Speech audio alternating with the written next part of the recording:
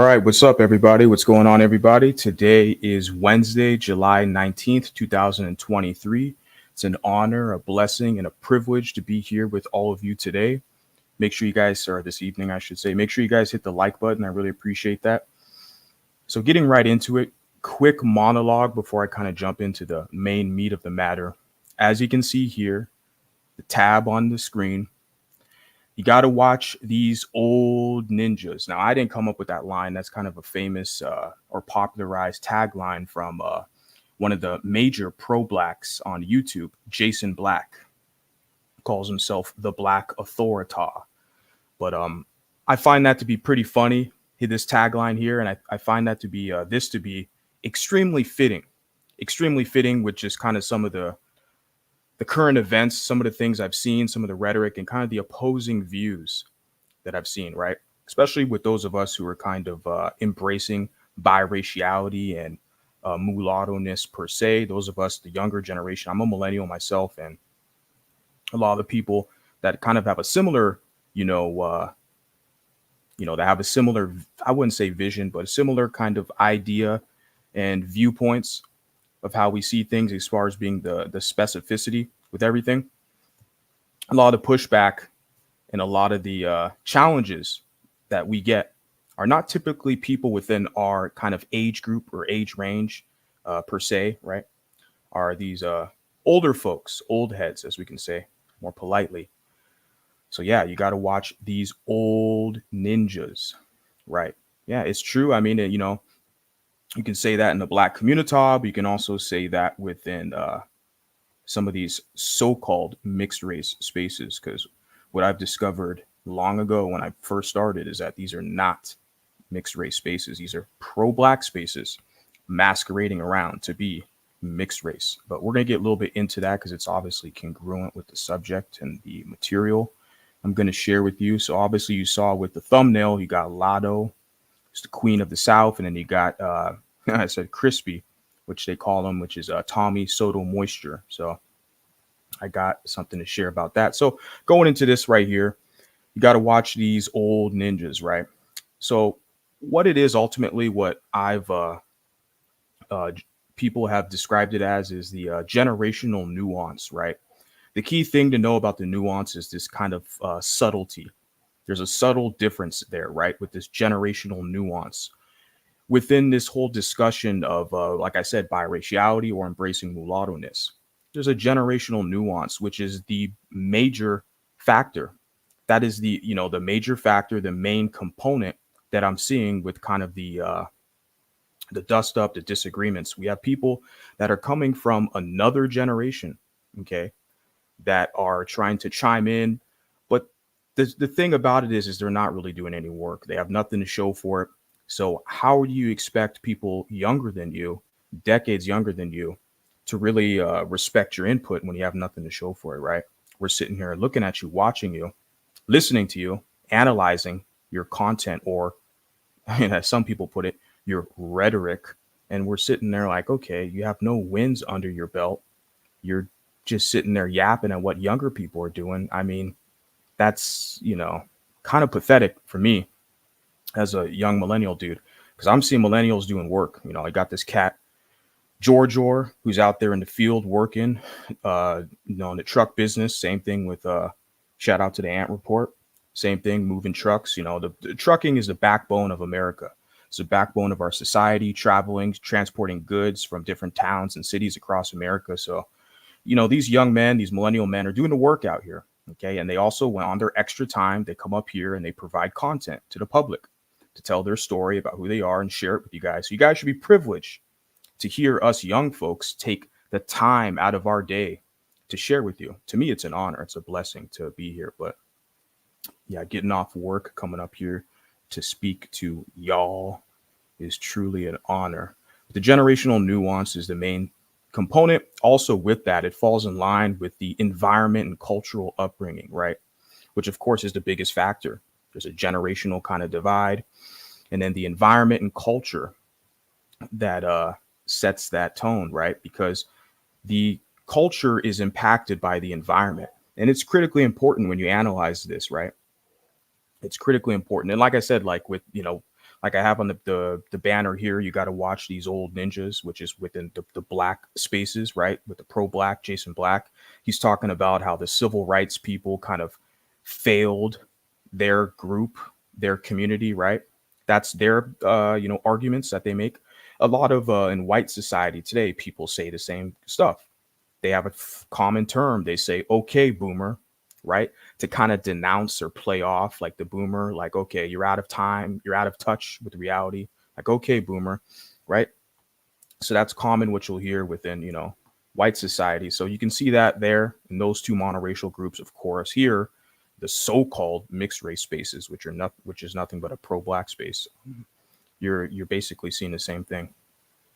And there's this generational divide, this kind of, like I said, generational nuance, right?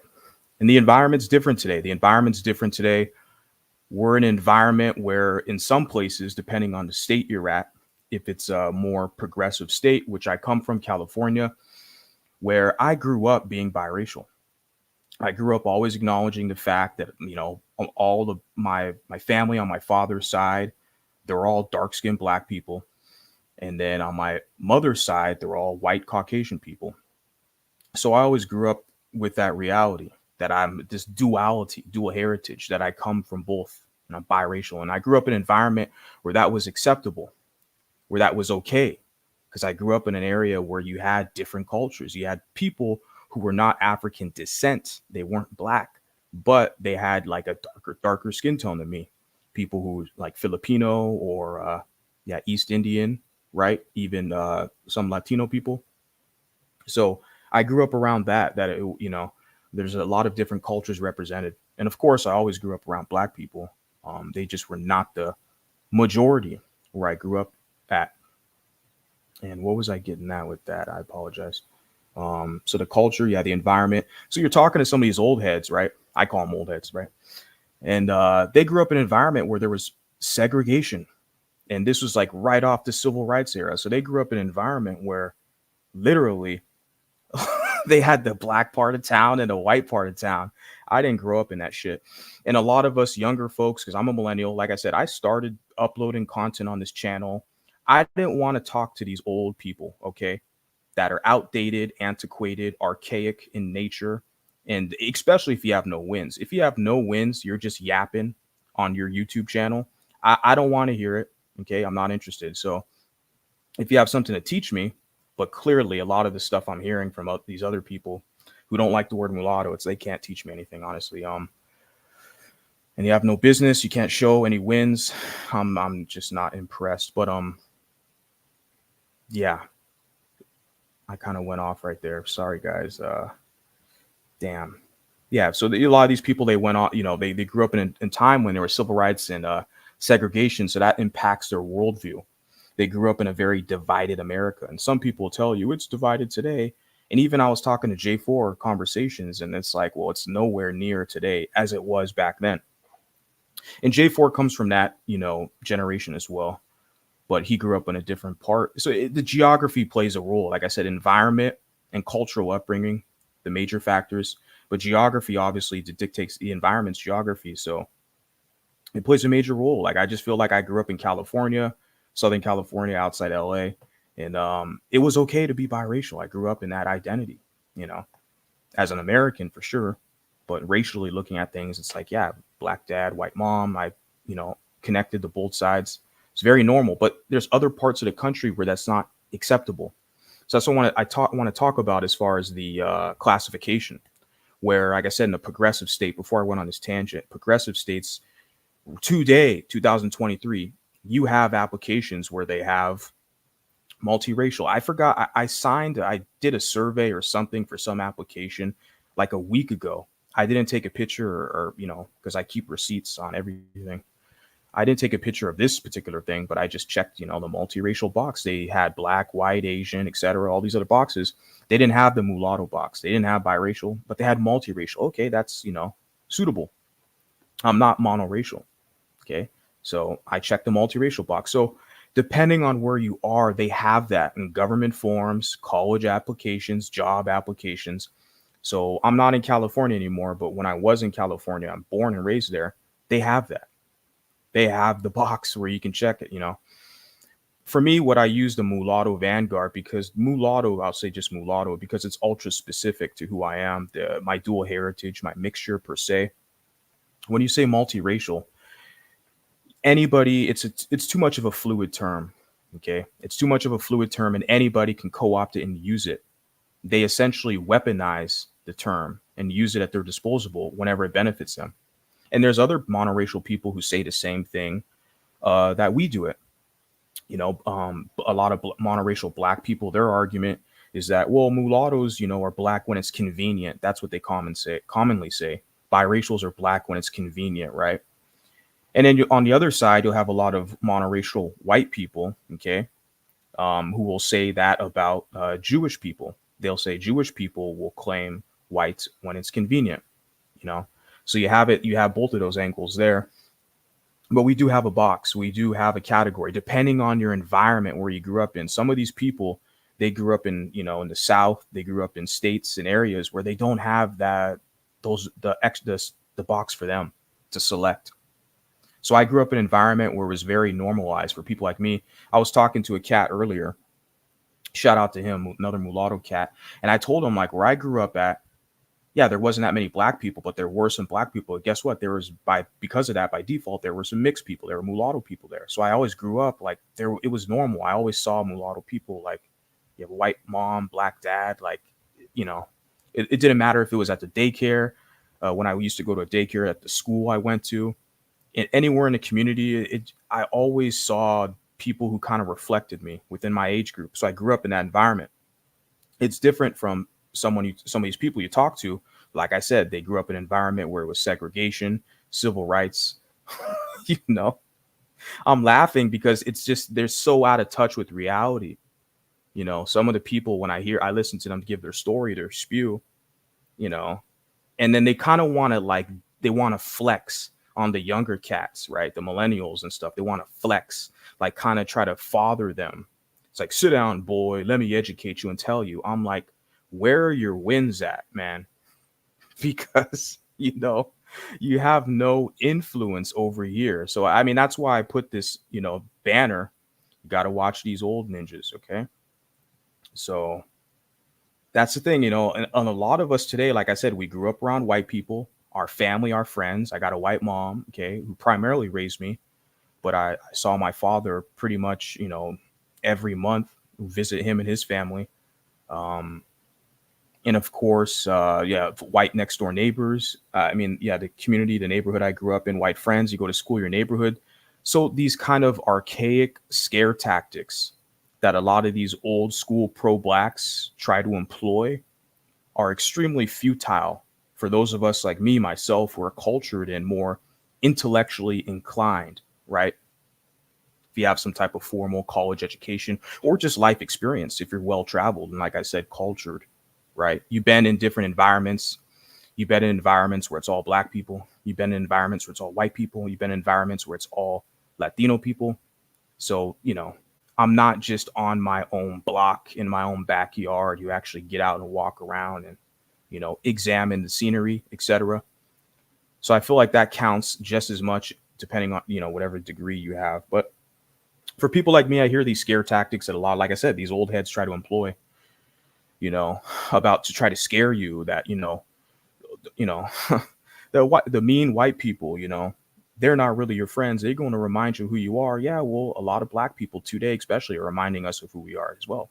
That's why a lot of us came to that conclusion. That's why a lot of those people come to my channel, because the message that I give them, that I tell them, my story, it resonates with them. And I know a lot of you don't like that. A lot of you are sad and salty. I mean, my advice would be to unsubscribe, go somewhere else, you know, because that's how I am. If there's a channel that's anti-biracial or has like this pro-blackism that I don't subscribe to, like I said, I don't even subscribe to it. I just do not recommend channel. I don't watch it. But I just find it funny how I have people, I call them fans, you know.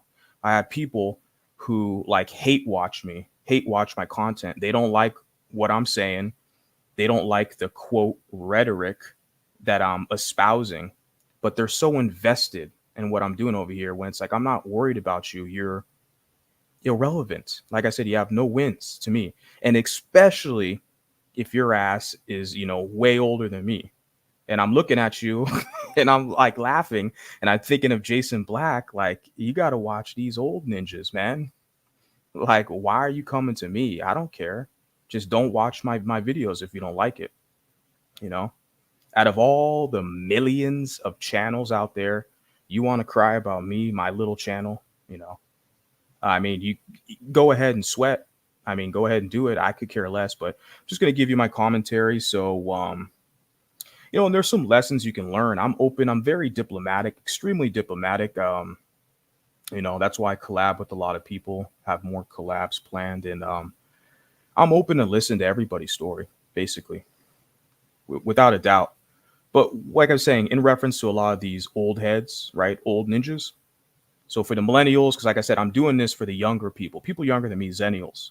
If they want to fuck around on TikTok and act stupid, that's on them. But primarily the demographic, the audience that I am, speaking to in mind is the younger Zennials, or people my age range as well, millennial, but also Zennial. So, to you guys, you millennials, Zennials, if you're looking at these older cats and they don't have any wins or whatever, but they're telling you a story, yeah, sure, listen. But the famous kind of expression, chew the meat and spit out the bone, I would do that. I mean, that's basically the strategy I'm doing, or the tactic. Yeah, just, basically chew the meat and spit out the bone. I mean, what else is there to do? You know? Yeah. But when you have these guys, kind of these old heads who they're not doing the work, they're not making content. I already referenced Anthony out, the Ant Report. Shout out to the Ant Report. Working man, family man. In his extra time, he comes up here to upload content. This is an entertainment platform, YouTube. Now, I like YouTube for the educational purpose. Like, I started watching videos because I play guitar, so guitar tutorials, stuff like that, cooking vids, do it yourself. But you also can learn a lot of good documentaries I watch on here, everything. But it's also entertainment. A lot of the channels today I watch are entertainment channels, right? And so people come up here to provide entertainment. I'm not the most entertaining guy, but I'm watching other creators and learning from them to implement it here on this channel. That's going to be part of the growth strategy here, is to provide more entertainment value for you guys. Because I know you guys don't want to just sit back and listen to some boring dude, spew. But I still got something I want to say. So you're going to hear it regardless. But if you're a hate watcher, like I said, I don't. If there's someone I don't like, I mean, I just I don't watch them. I don't get it, man. These people who don't like you, but they stay watching you. So in reference, like I said, before I move on, a lot of these old heads who aren't really making content as consistently as these younger cats, but they want to sit back. I said, sit back. I'm going to repeat it again. Sit back and critique you for what you're doing, trying to kind of like father you. I'm like, you know, I just don't understand the out of touch with the current times, the current environment, climate, and that there is in fact a cultural shift in this nation. We're becoming a more diverse nation, regardless if people like it or not. I didn't make the rules. I was just born into this world. And luckily, I mean, thankfully, I was born into the richest, most powerful nation in the world, in the and on the happiest place on earth, right? Disneyland, right? So just by chance, I wouldn't change anything about it. My white mom, my black dad, my family, the experiences I've had, having both love sources, having love from white people, having love from black people, my experience thus far as a millennial talking to you, I wouldn't change anything. I'm so grateful for experiences in the life that I've had thus far to be able to get off work, civilized society where I'm at, come up in here and talk to you guys. I have people around the world that listens, that I connect with. So it's truly a blessing. And I think this is just some of the older people who grew up in a turbulent era, turbulent time, turbulent environment. I feel like there's a disconnect when they see younger cats who, like myself, millennial, who are asserting ourselves, that we're not connected to the struggles of the community like the prior generations were. A lot of us, we sat at the dinner table with white people. We opened up gifts and Christmas with white people, our family and friends, and Thanksgiving. We were socialized in a different environment and culture. And that's one of the major components that you see here with this kind of dilemma, especially the past few days. So before I move on, I'll just finish it with this. For me, I mean, straight up, I was inspired by J4 Conversations. Like I said, who's an old head. J4 Conversations, who kind of moved on. He's doing something else on YouTube, more parenting content. But I saw a video of him. One of his videos, his most viewed video that kind of went viral for him, was like over 30,000 views, right? And that video popped up on my algorithm. And I was looking and searching for biracial content. I saw his video and I resonated with the story. And he had a gentleman he was talking with. They were chopping it up. I resonated with the story. So, I mean, I started going to his channel, watching, and I jumped up on a panel, had a conversation with him. And it was a no brainer. Like, that was the fuel. I don't know, the fuel. That was the message, their signal that I needed to basically start telling my story, start making content, uploading content. So it's been a year now, already an anniversary year. Not that I've had this channel. I was always a viewer with this channel, functioning channel. I have several channels now, but as a content creator, it's been a year. And with this specific niche that I'm in, which is ultra specific. But like I said, I saw J4 Conversations, and I love the direction, the conversation, the kind of intellectual direction that he was going with it. And so I had a lot of respect for the cat. But because he was actually consistently on a weekly basis doing live streams, making videos. He had a topic. He dropped the link. He welcomed you on his platform to talk. And a lot of people didn't watch his stuff. They didn't. I was amazed. I was like, we need people like you. We need older people like you and your experience to give us younger people counsel. But when I see some of these older people now, currently, I'm talking about the past few days, who don't like the word mulatto, but it's like, a lot of these guys are just cheerleading on the side. They're not uploading content. They're not transparent, and they're not, basically having these organized streams where they drop the link, they invite the public on. They preach about echo chambers, but it's so obvious that they themselves are in an echo chamber that serves a pro-Black agenda. So I just find it extremely, hypocritical, and a lot of the projection we see out here about this, quote, rhetoric in echo chambers. I mean, a lot of these people, these internet people you run into, man, it's characters. But what I tell you, the block button is your friend. I think I told that to Ant Report earlier. Shout out to the Ant Report. The block button is your friend, because I blocked a lot of motherfuckers, unfortunately. But you can disagree. I mean, everyone's welcome to listen, tune in, disagree. That's cool. But I encourage people to not get out of line with me or put a little funny comment somewhere, because, you'll probably get blocked. Yeah, for sure. I'm not going to tolerate it. So, let me move on to kind of another. It's congruent with this whole, let me finish it off. You got to watch these old ninjas, right? Just in kind of conclusion. Environment, major factor. Culture, environment, the generational nuance. As J4 Conversations pointed out, the generational nuance is, culture, environment, major component is why you see. So you can listen to their story. That's fine. Chew the meat, spit out the bones, move on. Okay. Focus on the younger people. Okay. Do what you're doing, the work for the younger people. Going into this next thing, we have pro-Black infringement. Pro-Black infringement. Now, when I first heard of the kind of mixed race spaces, specifically here on YouTube, I was disillusioned. I honestly thought it was a space for biracials. That was, or for mixed people, they call MGM, etc. And they had light-skinned people there too. But when I first entered the space, they already had this discussion where it's like, well, they should probably have the light skins there. They should have their own space to be themselves, and then biracials having their own space. There's a lot of people don't like that. They're like, let's just mix us all up together. And you guys wonder why a year later that I've been a content creator, you guys are still having these damn problems. But of course, they'll point out, oh, it's just him or her. It's a couple people, that maybe most of you people just don't get along. I mean, and what they try to do is they try to police people, their content, right?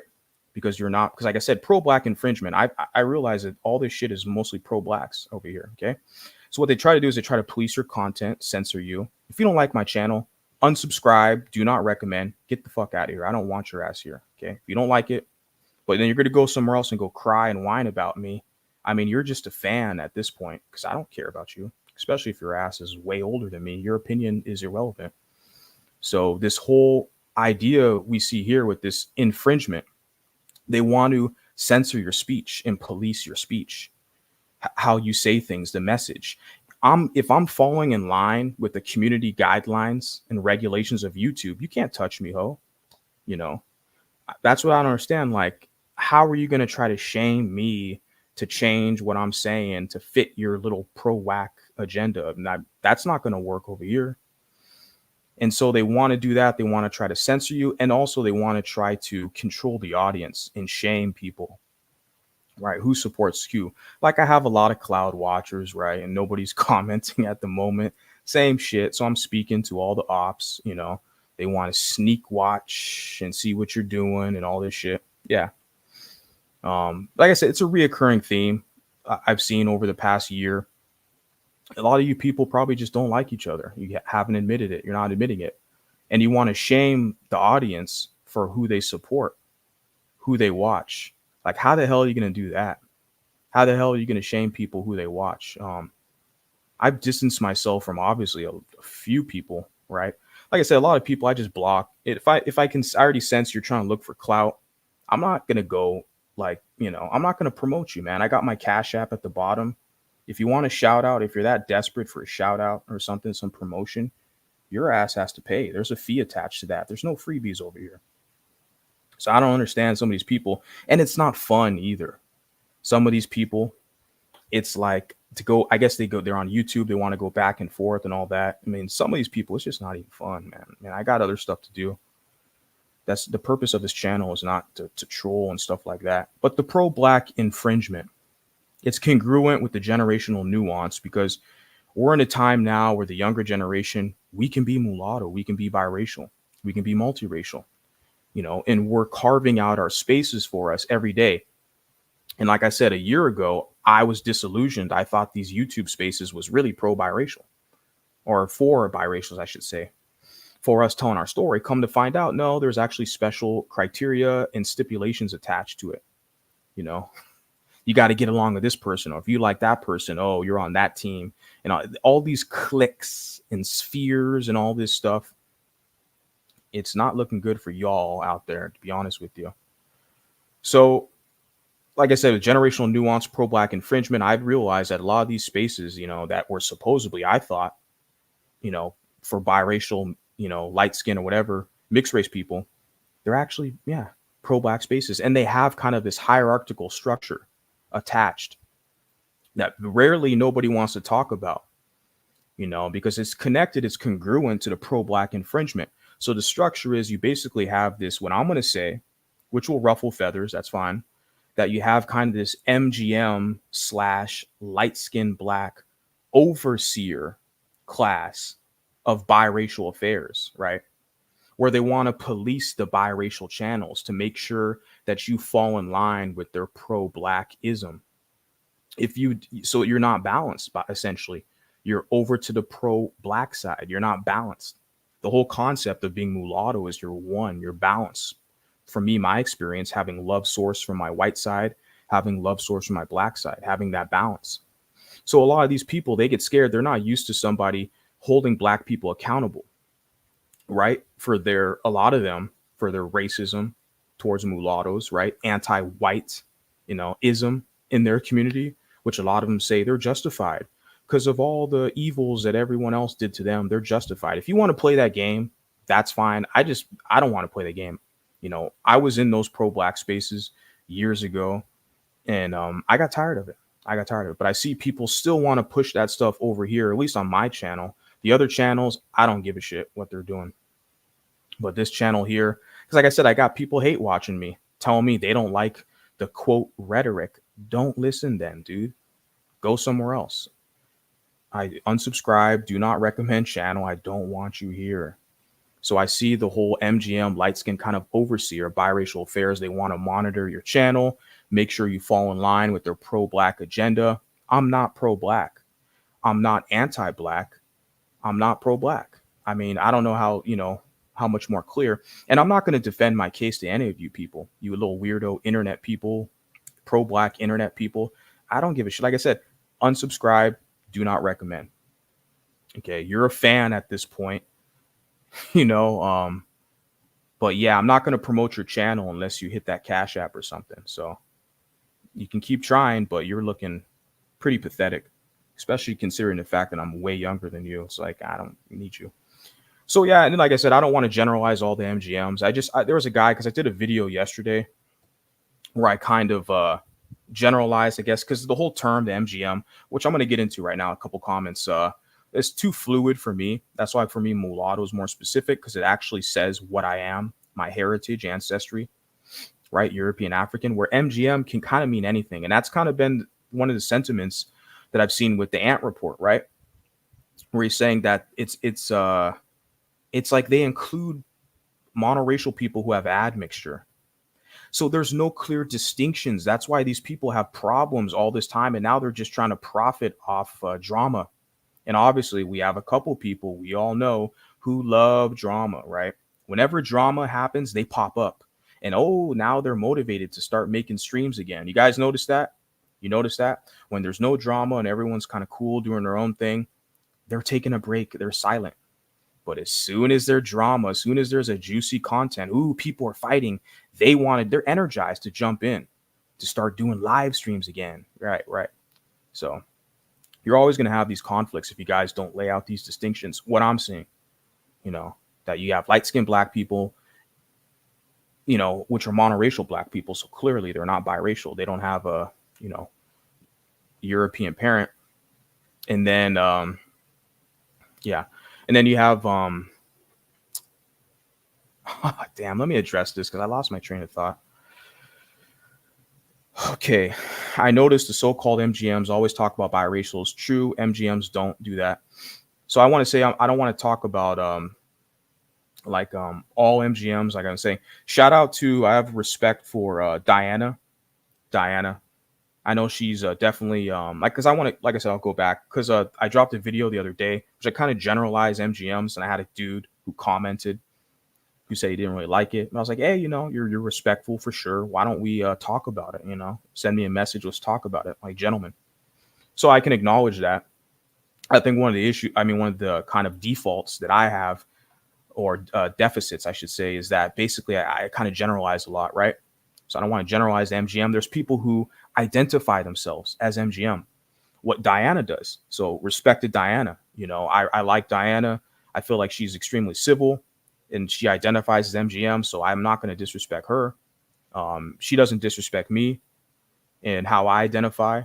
So it's mutual respect. So I'm never talking about her specifically. I think the thing is, I think it's similar with the Ant Report. I think it's just one or maybe a couple problematic content creators, right?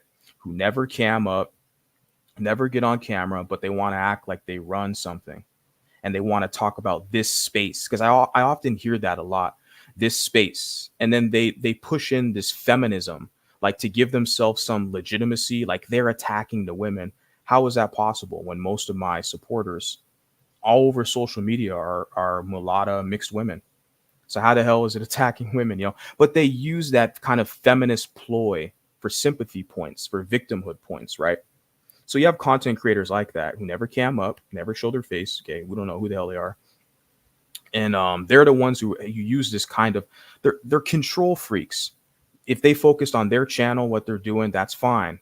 But like I said, a lot of people from that channel, they want to come over and try to police what other people are doing. And they talk about this space. No, that's your channel over there. Okay, have fun over there. But I'm not in your space. I'm a mulatto cat, and everyone's welcome to listen to public platform. So this idea of this space, that term is used very broadly. Because the whole point is, when I started this channel, I knew like quickly, I was like, okay, I got to go over to Facebook and Instagram. I got to go with other platforms and try to bring people in from outside to my channel, around my channel, because I want to kind of get away from the confusion and the ambiguity and the fluidity that these people are promoting with the whole MLS, which doesn't mean a damn thing, because mixed light skin. Everybody on the planet is mixed and light skin. I mean, you look at the Middle East and Asia and all over America, South America. It's just you know, it doesn't mean anything. So, and I'm very, specific, clearly, as I've demonstrated. So, yeah. So I'm not gonna say, I'm not gonna generalize all the MGMs. I had a cat earlier, like I said, who commented. Respect to him. So hopefully he hits me up. We could talk about it. Respect to Diana. She identifies as that. So I just think for me, it's more so a couple people, because like I said, pro-black infringement, because they're pro-blacks and a lot of them, they're older. The ones I'm talking about now specifically, not all. Saying the ones who want to police my content, right?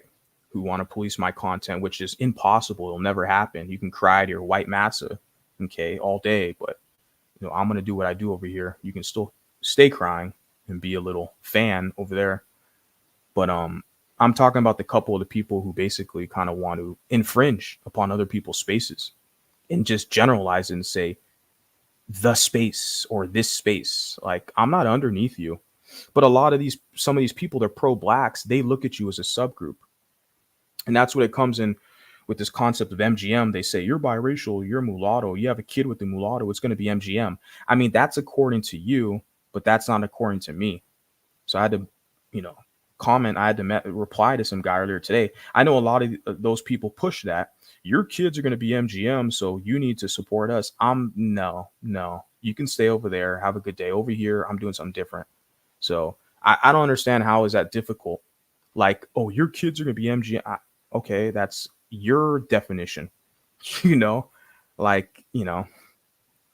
else is there to say about that? It doesn't mean shit. Like, anybody can make claims like that. It just doesn't, there's no legal basis. It means nothing to me. But there's people who identify with it. Here on YouTube is only where I've heard it. In the real world, never heard the acronym used. Only in these mixed race spaces, which are not even mixed race, they're pro-black. So that's where the conflict of interest comes into. And you have the monoracial infiltrators, like I said, policing the speech of mulatto content creators, right? Or they're monoracial identified. But the way they wiggle or tether their way into the discussion is to say they're MGM, right? Not saying all, but those are some of the ones who are more militant with their black supremacist views. They're the ones who push, because they have to kind of legitimize themselves around you. So that's what they do.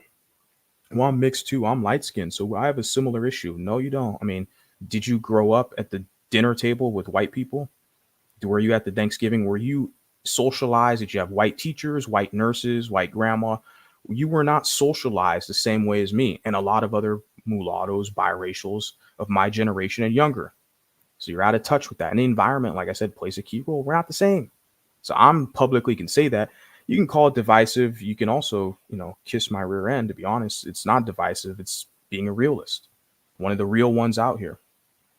Clearly, because I'm show my face. And I know I have a lot of idiots, and people. It's funny, the people who want to talk about how you look and make fun of you how you look, these are the people who don't cam up. I mean, this is the best part about it. Because some of these people, where they're talking about how this person looks and this and that, imagine when these people really start to cam up. I mean, we're all going to have a field day with them. Because you can criticize anybody, any one of us, how we look, right? That's the easy route. This, your ad hominem attacks, right? I only do that. It's fair play if someone says it about me. So like you had one of the idiots who's sitting there saying you're bald, and I'm looking at her like, okay, yeah, you're a fat pig, congratulations. Like, so if someone says something about how I look, I'm going to, say how you look. For me, that's how it is. Right. But of course they'll run around and cry victim and use the little feminist tactics, which is typical, But yeah, going after looks is so easy, man. But it's cowardly for these people who never cam up and show themselves publicly like that, but they want to talk about how you look. I'm just like, man, this is some coward shit. Why would I even waste my time responding when you're so weak and pathetic? Like, you'd never challenge me out here in real world. As internet, as YouTube, real world. But like I'm saying, to like a real sanctioned combat, to a real sanctioned bout, of fight.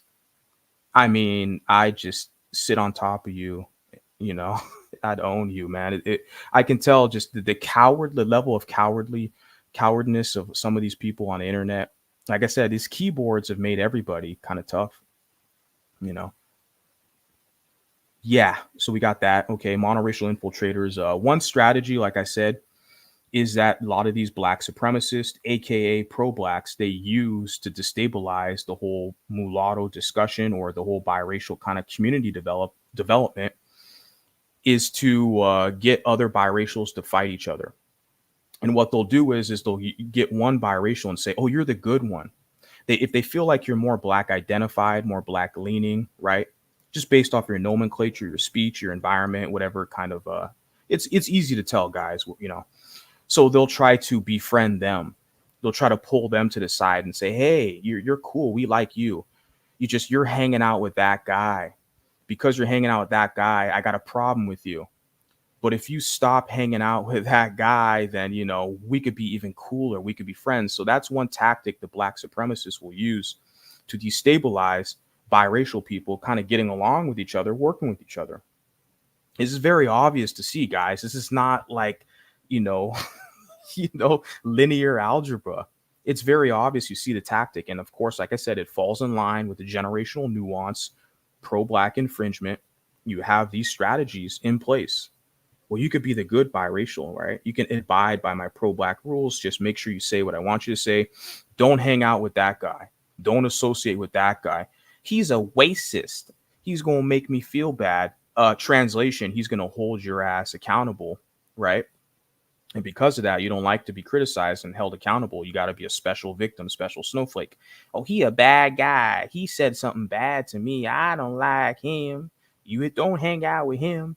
And as long as you don't hang out with him, you're cool. See, this is that overseer relationship, okay, that I pointed out. This kind of, I'm going to say, not all, I'm just saying what I've seen, this light skin kind of MGM overseership in regards to biracial affairs to say, what's the good biracial, you know, the one who's pro-black, the one who's pro-black. Like I said, I'm not pro-black. I'm not anti-black either, you know.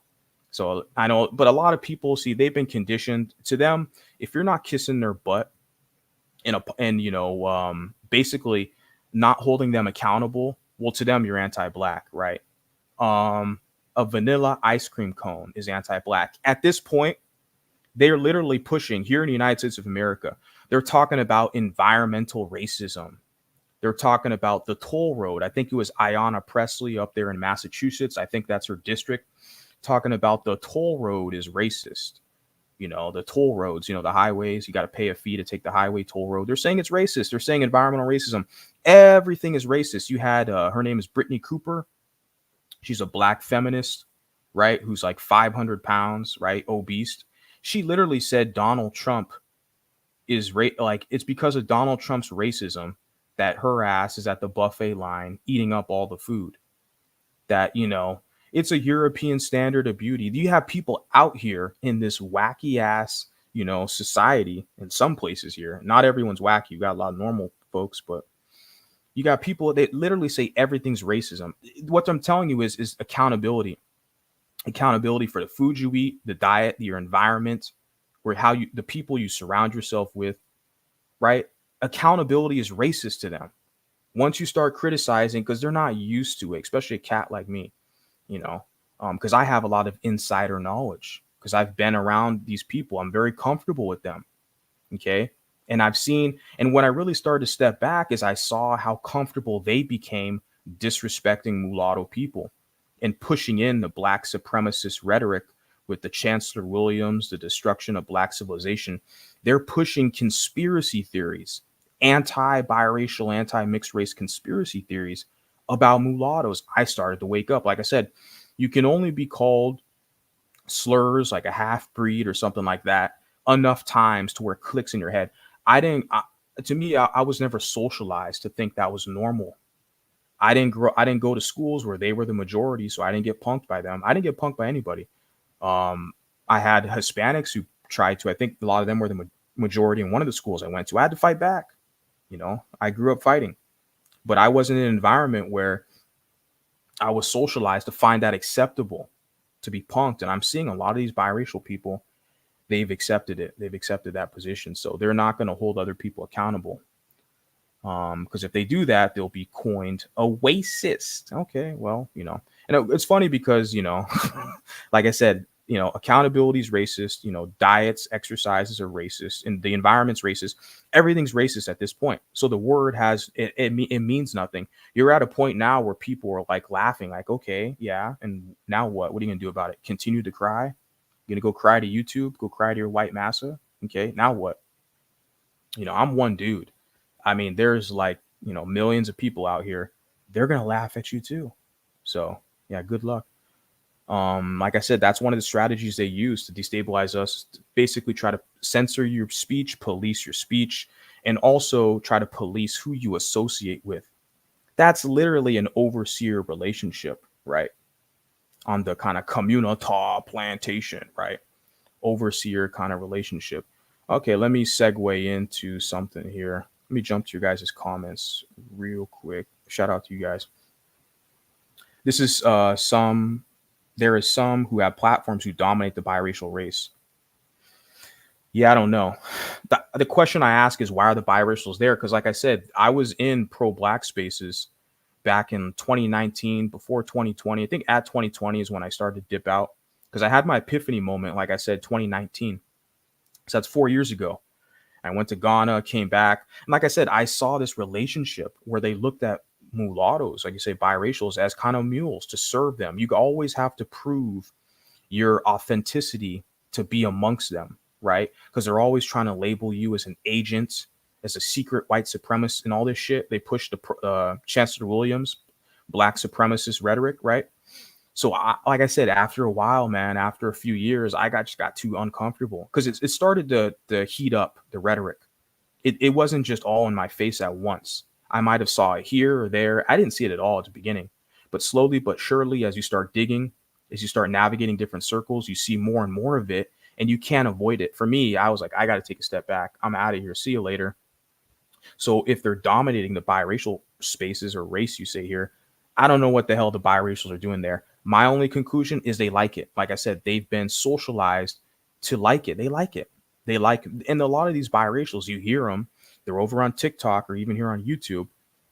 They see themselves as a subgroup. Literally, their words, not mine. I'm going to drop a video tomorrow. Um, there's a lot of these people, these biracials we're talking now, they literally look at themselves as a subgroup underneath black people. So, I mean, I think a lot of them like it. They like that position, begging for acceptance. I don't. So I'm like the detractor out here. So I ruffle feathers. I scare a lot of folks, right? And yeah, they should be. It says, I know who you're talking about. She is obsessed with biracials. Yeah. I don't know why. Hey, what's up, man? Yeah, I think you left a comment earlier. I think you're MGM, right? Yeah. Says you can't judge all MGMs based on a few of them. We don't agree? I agree. No, so shout out to you, respect to you, because you've been supporting my platform. I mean, I don't know who you are. You're not a confirmed pitcher or anything, but I know you've been in my chat and all that stuff for a minute since I've been like making content. Yeah, so shout out to you. I know you put a comment in the video, so I'm not trying to like speak negatively. I got to be, like I said, I think that's one of my deficits, is I tend to overgeneralize, right? So I got to be specific, because like I said, you're over here, you kind of support the content. I respect you. You know what I'm saying? Like I said, Diana, I respect Diana as well, because she's respectful with me. So yeah, I'm not, I got to be careful about how I'm doing it, but I am calling a spade in some regards to some things I see, especially when it's this black extremism. They're talking to people who have white family, who love their white family, who have white friends. We grew up with white people, a lot of us, and this newer generation, and then they want to push this black extremism on us And it makes a lot of us uncomfortable. To me, I don't watch their channels, but they still want to cry and complain about what I'm doing over here. It's like, that's not my problem. You're not the audience I want, right? So, but yeah. So I'm just gonna get into this before I move on to the video. Shout out to the Ant Report. So it's congruent, like I said, with this pro-black infringement. The generational nuance says sometimes it feels like this quote MGM category was just created to undermine black, white, biracial's progress. All it does is muddy the waters and makes things extra confusing. And for what purpose? Question mark. That's why I don't recognize the term as being even being a real classification, right? And I put here, I see you are finally waking up to the reality of the situation. I figured this out within a month of discovering the golden sphere. Yeah, that it's basically a pro-black space masquerading and pretending to be for mixed people. And it's that overseer relationship. I'm not trying to generalize, guys. I'm just saying what my view is, what I see. This created to undermine, because they know that a lot of us, our experiences are not the same. A lot of biracials, we have multiple different experiences. It's not all the same. And like I said, one of the major factors, generation plays a play, generational nuance, also the environment and culture. Environment is critically important. So they know there's people like me, okay, out here, people who've went to school, who had a pretty good, healthy life, still living good. We're going to want to be around other people similar like us, okay? And of course, those people are going to navigate towards my channel. And so there's people who want to police that, right? Unfortunately, especially people who use the term this space. They're attacking the women in this space. If you ever hear that, guys, people listen to me, just listen closely. There's certain content creators who use this kind of super feminist language. And it's like a power trip, control freak language. They talk about this space. He's attacking the women in this space. You'll hear that a lot. Very common. I've been hearing it for months. And it's like, this is, yeah, like I said, guys, that's part of that pro-black infringement. They want to police your channel, who goes to your channel, who you work with, okay? And unfortunately, some of the people who use those type of words, they're attacking the women in this space. They are MGM people, unfortunately. But there's biracials who do it too. But then again, these are the biracials who see themselves as a subgroup underneath black people. So you do the math. But yeah, what Ant Report, obviously he had a couple streams. I think he had a stream yesterday. So, but she has a lot of support. Ant Report has a lot of support. So shout out to him and shout out to his audience. But I agree with this right here. Like I said, I figured this out months ago, literally created to undermine, because they know mulattoes naturally, we're going to group up. I thought this space was that space, the quote golden sphere. I call it now the ghetto sewer. And that's what it is. Now, when I first heard about it, I thought, hey, biracials are there. That's cool. And I've met a lot of you people there, a lot of you good biracials. Even I think this MLS cat here, mixed light skin. I think, yeah, you're from the golden sphere, right?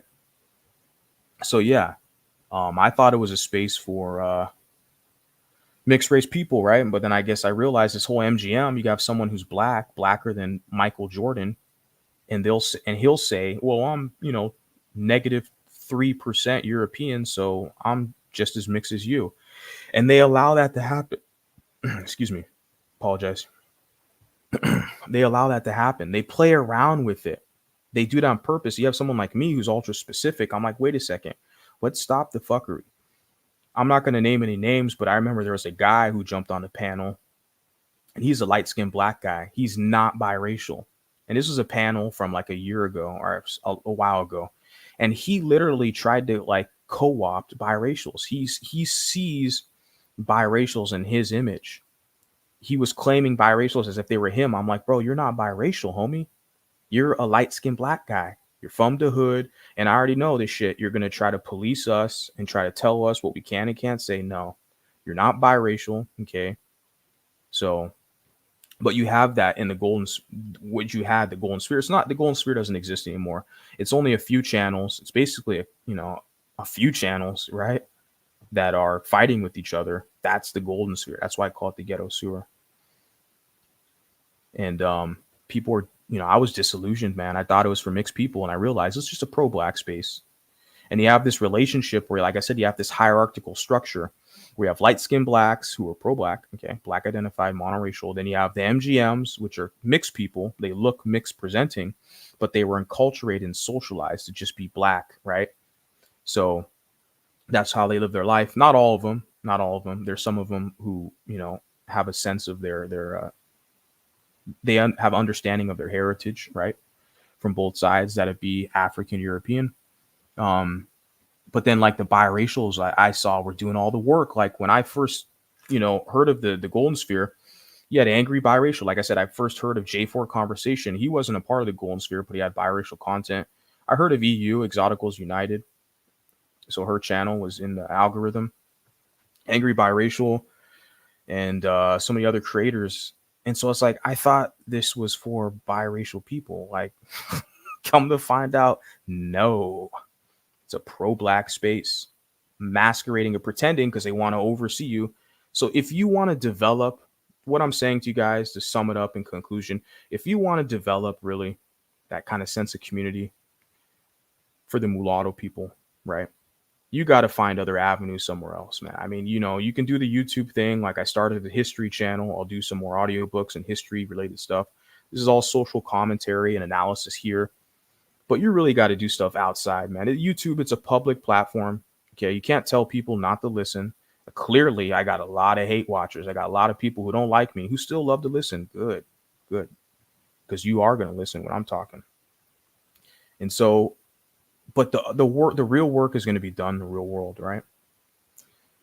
So yeah, as long as you're you navigate some of these spaces, you say the golden sphere, whatever, some of these channels, you're always going to have that relationship where they're going to police your speech, monitor your speech, and monitor who goes to your channel, who hangs out over there, and all this stuff to police you as an overseer to say, hey, biracial, you got to stay kissing my pro-black butt.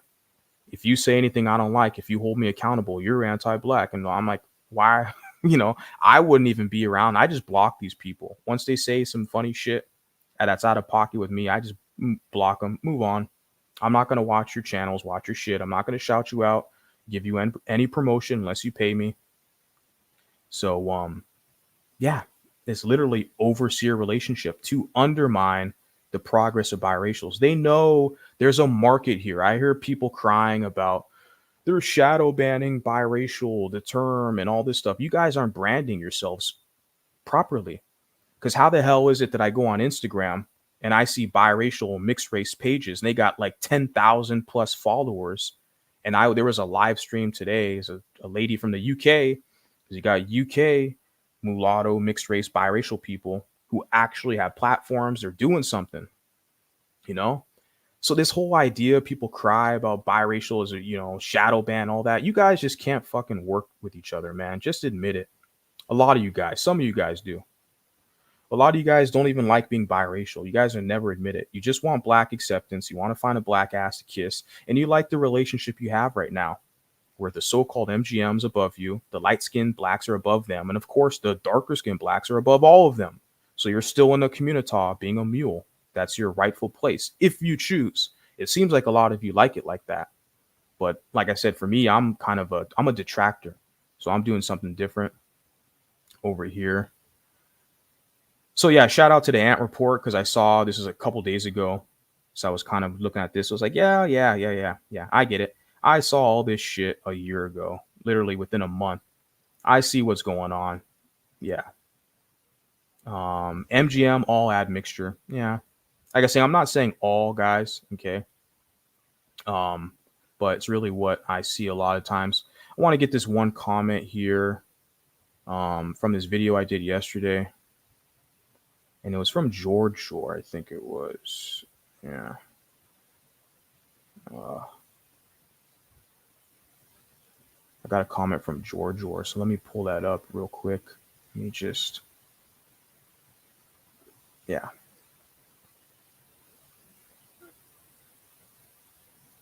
Yeah, let me pull it up. Apologize, guys, for that. Before I get into them, you know, with the thumbnail, I got a couple people. Was that Big Lotto? Shout out to George Orr. Like I said, Millennial Mulatto, Ant Report. I think I connect with these guys, content creators, because yeah, we're all working, man. We're all millennials. They're the generational nuance. So I think a lot of us, we kind of get it. Like we need the specificity. What I see a lot of people, they don't like the kind of terminology, I guess you can say, or the designation, I mean, that some people rather use than others. Um, so, but clearly George Orr Mulatto, his channel name. I even I even wrote on his post that terms like MGM and biracial are fluid terms because anyone can be that. That's the thing. Anyone can be biracial at this point. I already presented that with my social media experimentation on Facebook. I made a video about it where you have a guy blacker than the fucking Black Panther who's going to tell you, well, we all biracial then. No such thing as mixed race. They've been saying that for a decade. I showed with you guys. The Mulatto Diaries talked about this. I posted a comment she made on a video. They've been doing this for over a decade, guys, trying to bring you mulattoes back in to serve underneath dark-skinned blacks, their pro-black agenda, right? So terms like biracial and MGM, they're very fluid. There's no distinction. Anybody can be that, and that's on purpose, right?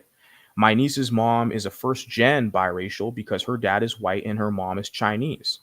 But she goes around the Bay Area calling herself Papa because it's more specific. Precisely. And this is why here on YouTube, I say mulatto because it's ultra specific, right?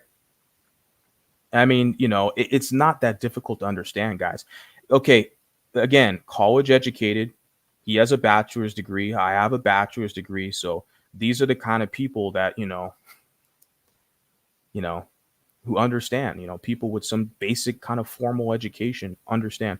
Okay, he says Mexicans are multi-generationally mixed, but they refer to themselves as either Mexican or mestizo because they want to be taken more seriously. And a lot of them, yeah, because Mexicans, a lot of them have Aztec blood, which is be Native American tribe, Aztec, right? And then they also have Spanish blood, right? European Spanish, which there's some trace elements there of even Arabic, Middle Eastern blood, right?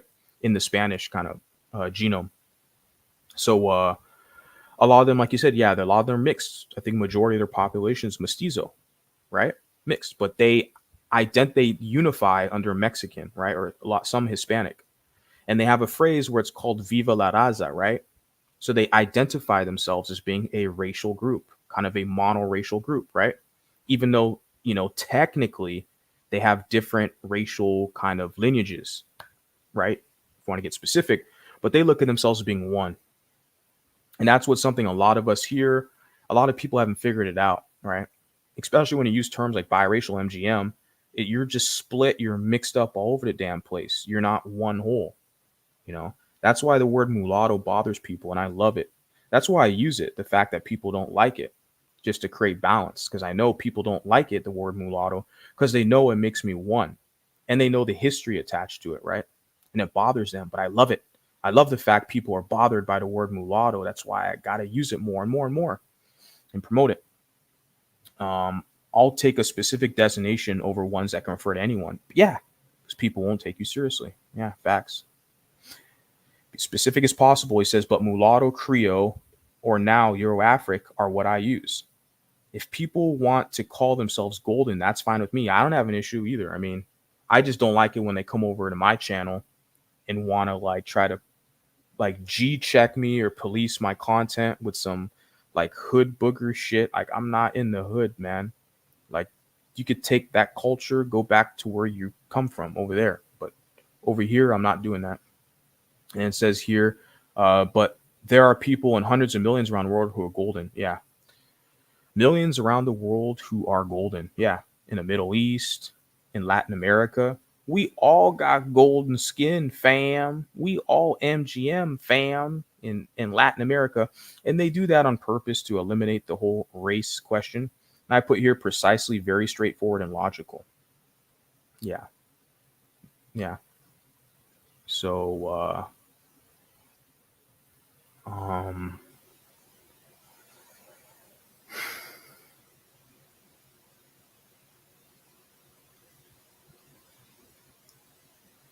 There's some light skinned blacks who are just grifters calling themselves MGMs. Yeah. Or they're like pretenders, wannabes. And there's also dark skinned blacks who do that too, is what I'm trying to tell you. They'll say, well, I'm not like dark skin, I'm like light brown. I had a guy, he literally, his avatar was a fucking ski mask. This guy was wearing a ski mask for his fucking avatar, and he wants to be a drill rapper. Okay. Literally came up in my chat, like I said, on some pro black shit, trying to police my channel. It's like, this is not the channel for you, so I gotta block you. See ya. But yeah, this cat, this future, gangsta rapper with his fucking ski mask was like, saying that he's MGM. And that's the thing. It doesn't like mean anything to me, right? If you want to go into more detail, I don't need to see your DNA results or any of that shit. If you can at least show a picture and at least, go into some just, general background, I'd be more appreciative of that. But if you can't even do that, you just want to hide behind an avatar or something and tell me you're light skin, MGM, whatever, yeah. They're wannabes, you said. You said here, mostly caramel skin people. I see it all around, bro. I mean, and I'm not saying these people aren't mixed or whatever, but like it's not the same as mulatto. That's the thing. Like I've already explained this, guys. I've been an hour here. I gave you guys a brief example. Like I have a white mom.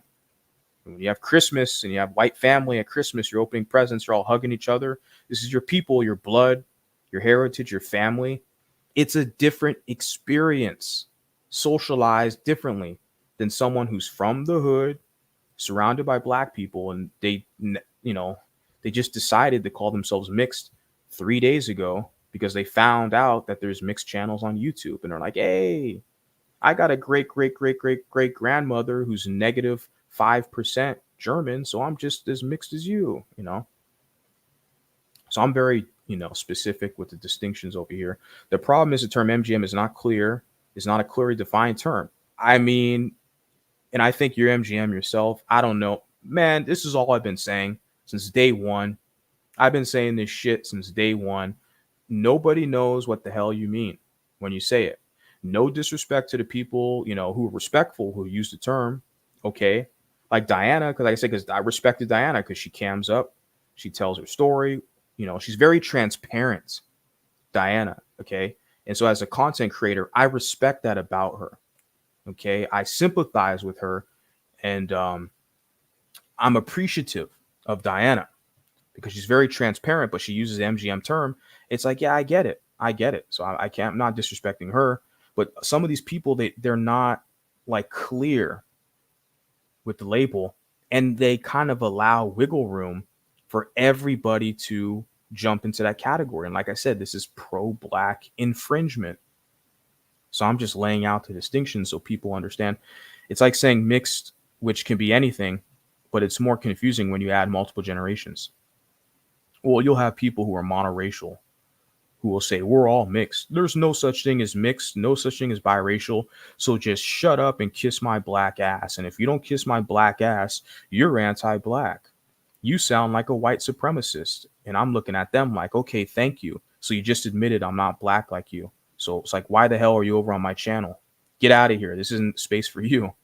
So whenever you hear these people who sit there and say, you're a racist or you sound anti-black, thank you for affirming and confirming the fact that I'm not black like you. So respect my space and my race over here and go over there and do what you do. Very simple. So they're affirming it for you, right? Because remember all these people they talk about, well, blacks can't be racist. They don't have any power, right?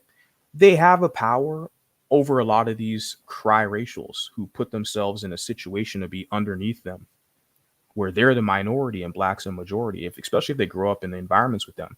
So they only have power over other blacks or that are adjacent to blacks, right?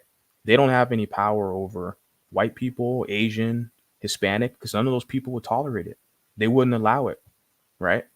But a lot of these biracials, like I said, it's almost like sadomasochism.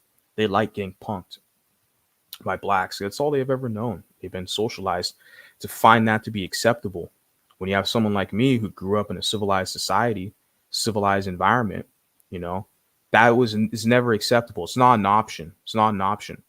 to just get punked around or to accept the light skin joke. You make a joke about me being light skinned, I make a joke about you being dark skinned. A lot of people, they're not comfortable with that. They only like the one way aggression, right? So, but I love it when people say I'm anti-black or I'm racist because they're letting me, yeah, we're not the same. I'm not black like you, homie. Like I'm mulatto cat, I'm mixed. When the police pulls you over, they gonna see you with black. Oh, okay, yeah, all right, that's cool. Some people think having a biracial parent slash black is MGM. It's not. Multiple people who are mixed, just one person. I'm so confused. I've been doing this for an hour talking to you guys. Before I'm gonna get to the rest of these comments before I move on. I'm so confused with this shit. These acronyms. I mean, you kind of have one in your title. No shade to you, but the whole MLS, mixed light skin, right? MGM, it's like my head hurts, man. I think of these acronyms. Like, what does it mean? But you got to understand, light skinned people started these spaces, but see, and went to bat for biracials. Okay, and I've heard that they went to bat for biracials.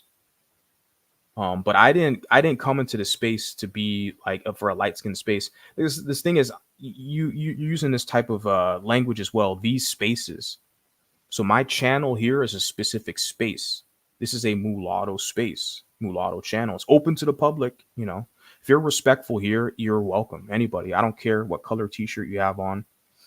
These topics might not be for you. It's just super specific. But you talk about these spaces because I hear one of the other people hiding behind their avatar, one of the kind of control freaks, talk about these spaces or this space. And I'm like, well, I'm not in those spaces. So I don't know the whole background story of all that light skin. I didn't go on looking for YouTube content like J4 Conversations or so many other creators. I wasn't looking for light skin content. I told you guys, I don't do light skin content.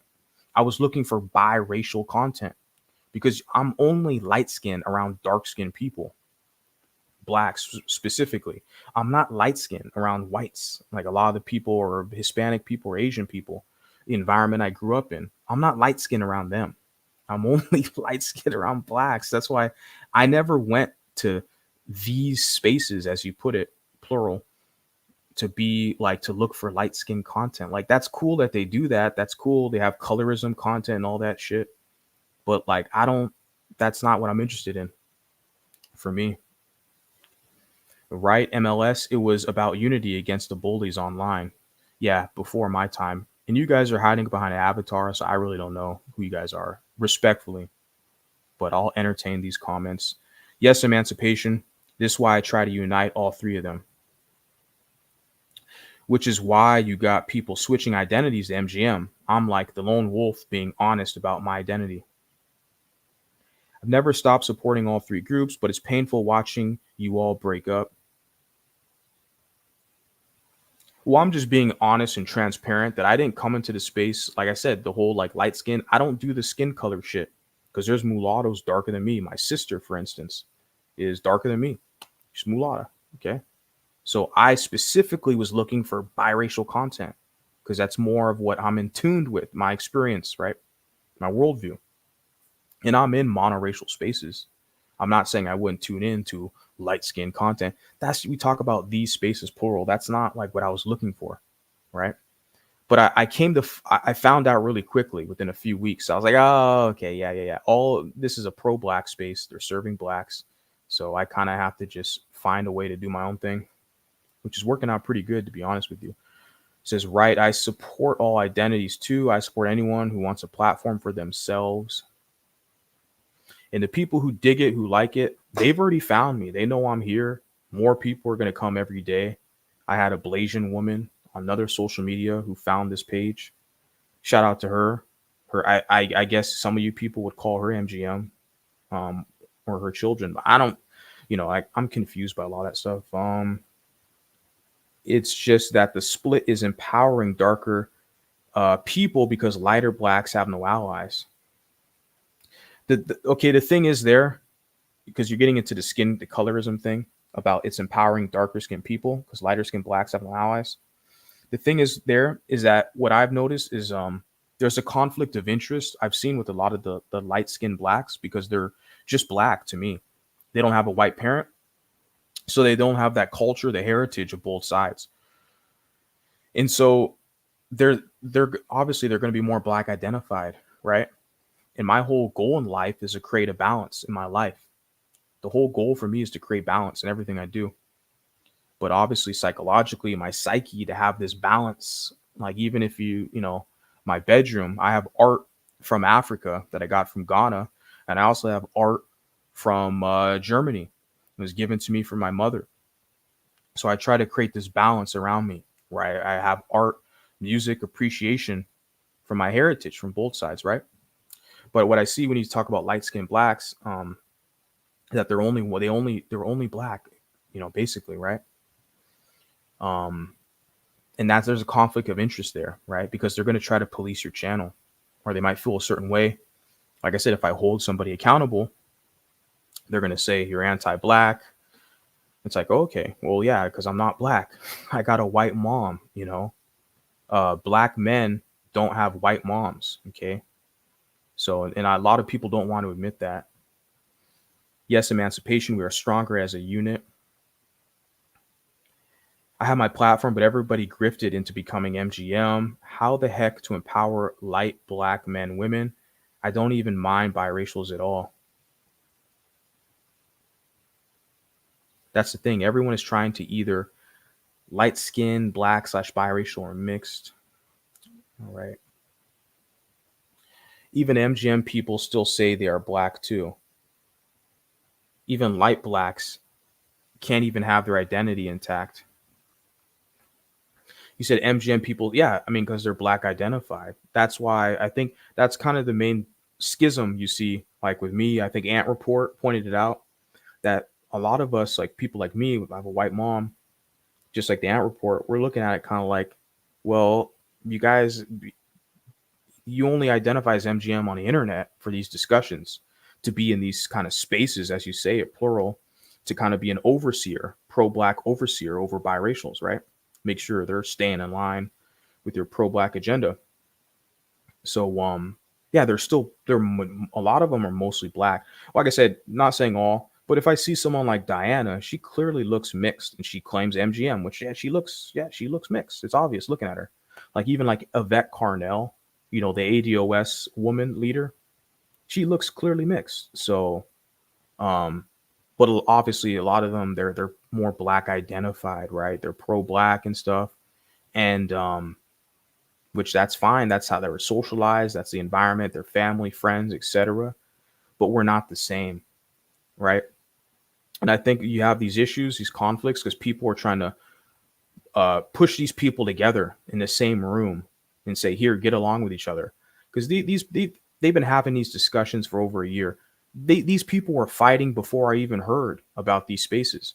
But now that I'm here, I've been here for a year, uploading this content, attracting some of you people who are like Golden Sphere people, right? And they're still going to be fighting. If like I have, other channels now, when I start to build those channels and I do other content, and maybe this one's more dormant for a minute, the same people, the same content creators are all going to be fighting. They're fighting for market share. They're fighting for the audience. Okay. And it's to serve a pro-black agenda. Okay, that's the key thing I said is pro-black infringement. They're fighting for the audience, right? And they want people to be aligned with their pro-black agenda. So I don't fit into all that. So that's why I sat back and kind of laughed. Like, I don't need any of you guys. If you don't like this, unsubscribe. There's a notification, do not recommend. You have all these settings on this app on YouTube. If there's specific content you don't want to see, you can get it out. You can block people, block my channel. So the people that I don't fuck with, they're blocked. Do not recommend. I don't want to see their stuff. All the pro-black stuff, basically. Well, yeah, I kind of went on there. Yeah, I apologize, guys. Long-winded shit. Got off work, hopped up here. So shout out to you guys.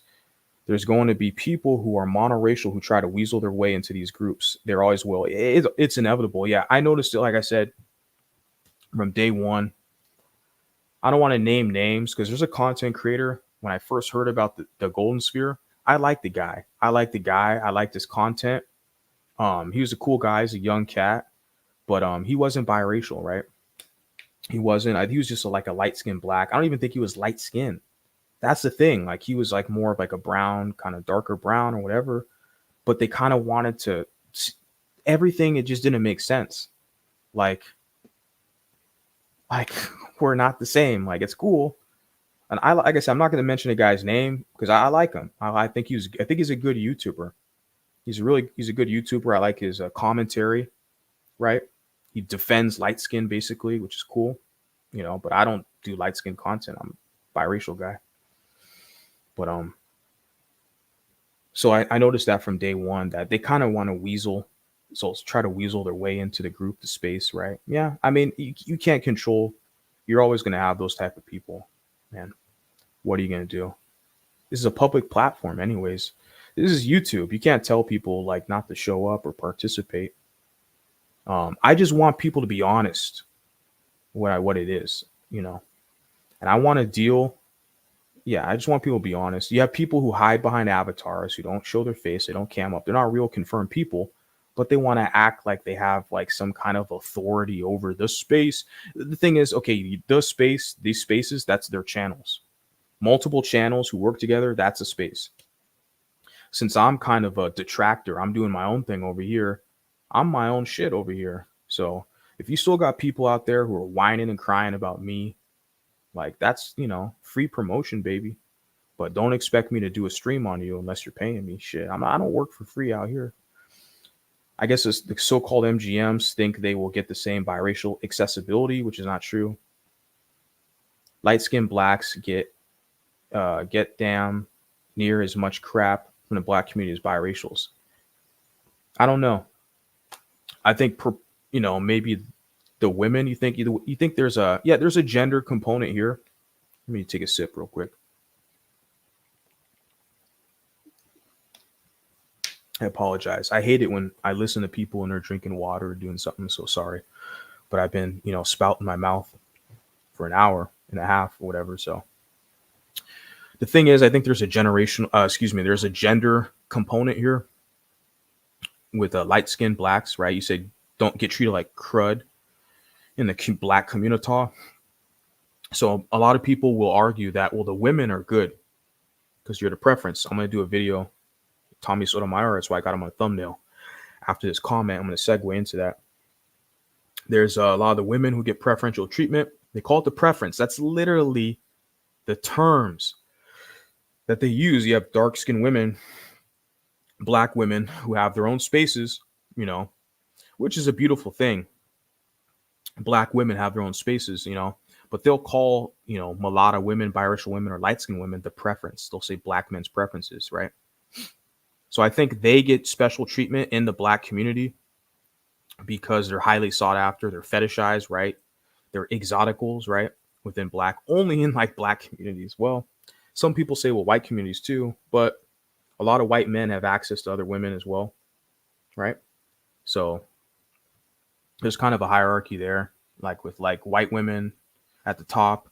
Then you could say like Asian or Hapa, and then Hispanic, right? Then I would probably say, yeah, maybe mulatto in there somewhere that fits in there. It all depends, right? Because then you have an example like the Prince of England who chose a mulatto actress, right? Meghan Markle.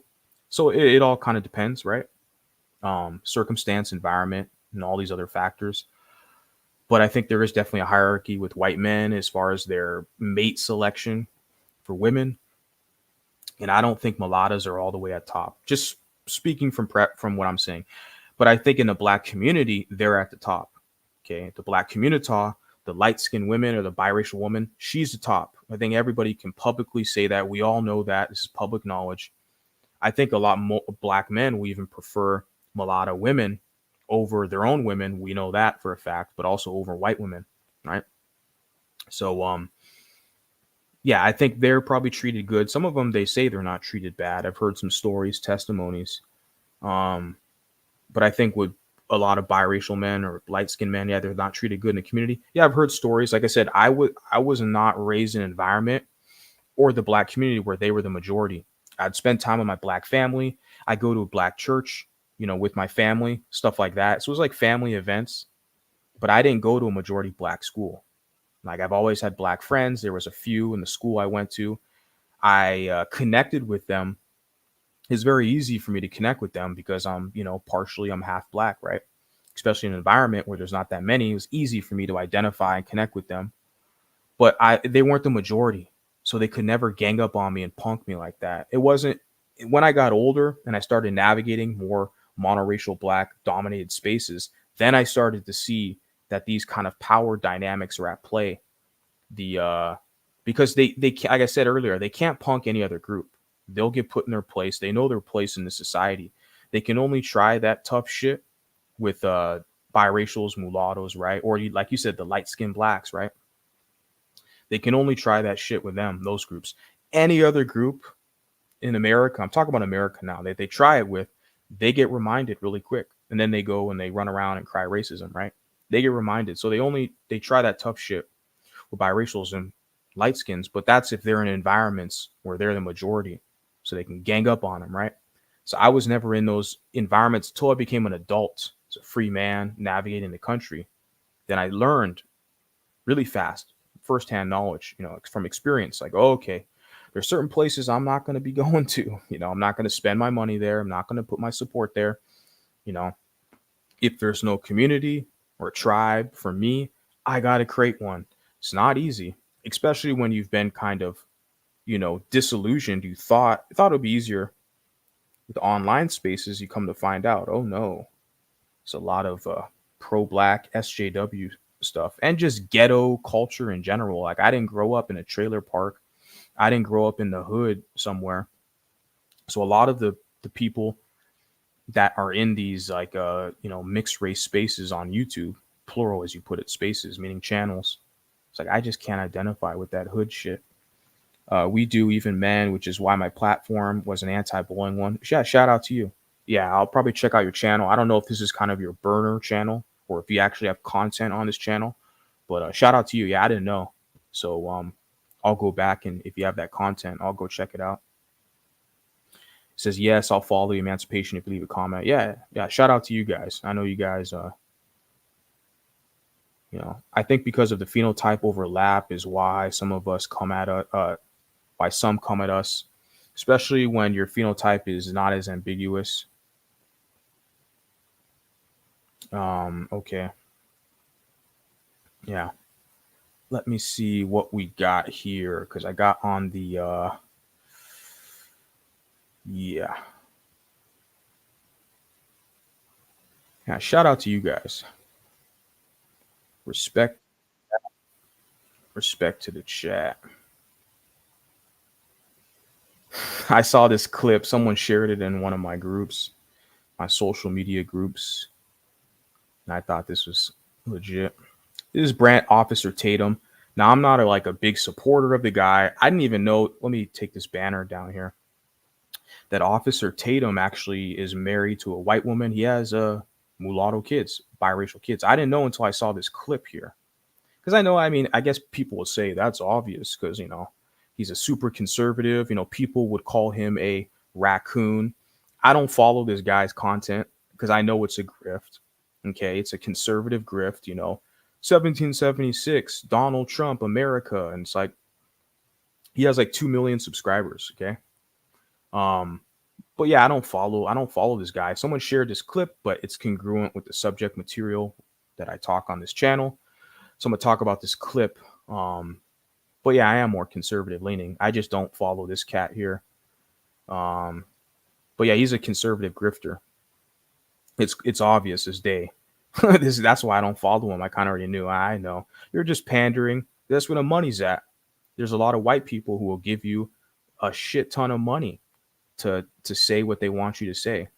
And he's got a white wife and probably in a good neighborhood for sure. Hey man, that's you're living an American dream. A lot of people aren't gonna like you. I don't know if they call you anti-black. I love it when these blacks call me anti-black because they're letting me know, yeah, I'm not like you. I'm not black like you. I'm biracial. I have a white mom. So yeah, thank you for affirming that I'm not like me and this guy right here on the screen, Officer Tatum. He's black. I'm mulatto. I'm biracial. I know it hurts a lot of feelings when people hear me say that, but that's just facts. So let's get into this clip. Let me see here. The fair use. Got it right here. Fair use for this. Purest idea of white supremacy. No, it's not. Said it's not a racist. Are you crying? Are you gonna cry? I'm sorry. It's your event. Go ahead and speak. That's right. That's right. You're talking over a black man. Come on. His intro. He's got to sell his merch. You know it's a grift because you get into the intro, which, like I said, he's living an American dream, making his money. But I saw this like, oh, yeah. Trump 2020, make men great again. Buy my t-shirt, buy this. Hey, man, it's a successful platform. We can all learn from this. I mean, the money, I got my Cash App up there. Yeah, that'd be cool too. But when I started this channel, I wanted to connect with other biracial people. But it is what it is. I'm not going to kiss your guys' asses, and I'm not going to push any pro-black shit. If you don't like my delivery, there's another channel out there you'll probably like. Go to their channel. But shout out to you guys who support the channel over here. I appreciate you guys. Hit the like button. I'm not selling you guys anything yet, but this guy is. Subscribe to this channel, like this video, comment on this video. But wait.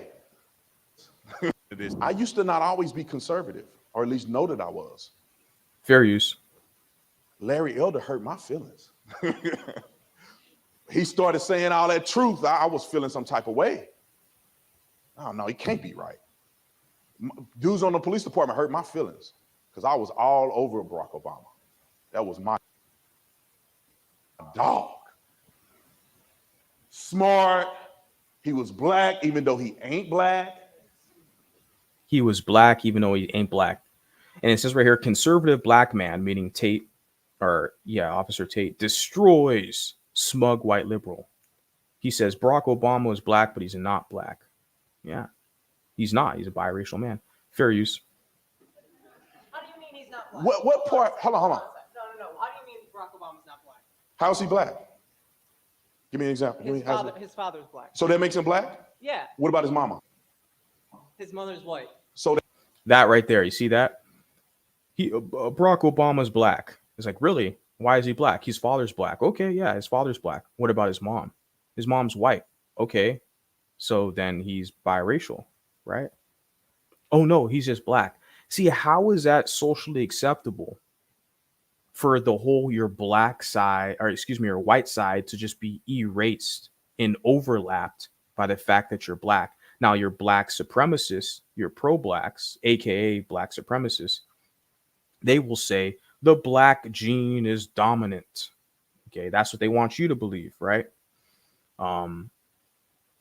Which is, like I said, that's black supremacy 101. Oh no, it's science. Okay, well, where the hell are the scientists, showing any of the data, statistics to support it?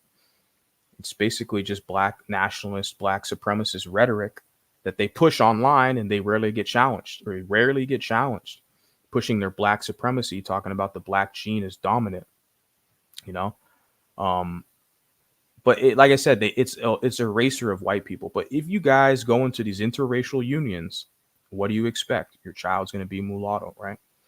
But a lot of people, the society, they want you to just be black, right? That's white supremacy, because like I said, the one drop rule, the history of that goes back to Walter Plecker, 1924 Racial Integrity Act, where they removed mulatto from the census in 1930. So that is white supremacy, the one drop rule. Unfortunately, today, it's white people who, I wouldn't say unfortunately, I would just say the circumstances have changed today, where white people, not all, but the ones who were the eugenicists, like Walter Plecker and some of his, colleagues, etc., who established these rules or these public edicts, which became not only county but state level Virginia, then federal law, where they, basically said they removed the mulatto category and just said you're all just black, So that was that back then, 100 years ago, right? 1924. But today, like, I'm not gonna say it's unfortunate. It's just a situation change where now white people are more accepting of the biraciality, biracial identity, multiracial, right? Like I said, because if you go to these liberal states, progressive states, if you want to say that, progressive states, where they have that in a census where you can check multiracial. You can check that. But if you go to some of these other red states, conservative states, they only have 3 or 4 boxes, and there's no multiracial box for you to check, right? So a lot of white people today are more open and willing to this whole concept of biraciality or being mulatto, right? Or mixed. Where today it's black people who I find who uphold the one drop rule, and they push their black supremacy saying the black gene is dominant. Very subtly, where people just accept it without any pushback. They're like, oh yeah, okay, yeah, okay. Yeah, you're culturally black, you were raised by black people, you kind of talk and sound like them, sure, but you don't look like a sub-Saharan African. You don't look black to me. You don't even really sound that black, to be honest. A lot of you people I'm listening to you, it kind of sounds like you're overcompensating, honestly. You're biracial, whatever, you got a white mom or something, and you're trying to talk all biggity black, y'all. So I'm listening to you like, I don't know, man, overcompensating. For some of you people, Yeah. So today the people, it's the what I see a lot is the black people telling you no such thing as biracial. Everyone's mixed. All black people are mixed. So we're all the same. We're all just light-skinned blacks and MGMs. There's no such thing as biracial, That's what we see today, man. So yeah. Very That makes him black. Sit down real quick. Let me school you real quick. Okay, go ahead. Okay, it's white supremacy. Are you a white supremacist? No. It's white supremacy that says that a black man and a white woman together make a black kid. That is the purest idea of white supremacy. No, that's... Yeah, it is white supremacy because that standard was founded, literally, like I already told you guys, with Walter Plecker, and he was a part of the Anglo-Saxon Club. It was a group of, physicians, medical officials, etc., even people on the state board, who push these kind of eugenics practices that literally their whole plan was to destabilize the mulatto group. The mulattoes had a whole racial classification for almost 200 years in America, United States of America, North America, with government policy at the literally local, county, state, federal level. They were successful in removing our designation, thereby destabilizing us to where we've had to adapt another monoracial group's identity in order to survive, right? And we're still here. I mean, you can see the remnants. That's what these MGMs, they come from, right? A lot of them. The ones who look MGM, you look at them, some of these people, these MGMs who are black identified, I mean, they look like they only got like 10% black in them. They look just like white people, but they talk all biggity black and all that stuff, but whatever. But it's white supremacy, right? But with this whole one drop rule, a black and a white come together, the child's just black. No, it's a mulatto child. If they're black and white, European Africans, mulatto child. But today, what I see mostly is not from white people pushing that. In this situation, obviously, I'm using this for educational purposes, fair use. But what I see today on social media, everywhere else, it's mostly, like I said, I'm going to repeat it, coming from black people who are pushing the black supremacist rhetoric about, oh no, we're all mixed. The black gene's dominant. He's just, black person, a white person, they're just black. I'm like, that's why I love it when people, like I said, they say I'm anti-black or I'm racist. It's like, well, yeah, I'm not black. I got a white mom. What the hell? I mean, you can keep crying, but I'm not like, I'm not black. And if you're saying I'm racist, you're letting me know that I have power. Because isn't that the argument they make? Well, black people can't be racist. They can't be a racist because they don't got no power. But you're saying I can be a racist, so you're saying I have power. Thank you for the ego boost. I mean, I'll take it. I'll take that. Continuing on, fair use. No, it's not. You said it's not a racist Are country. you crying? Are you going to cry? Please sit down. We are not a racist country. Please sit down. The dominant social order says because white supremacy says that. That's why you hold the truth to that. Dominant social order No, of the country, my son. Listen, racist. don't talk over me, please. I'm sorry. It's your event. Go ahead and speak. That's right. That's right. You're talking over a black man. Come on.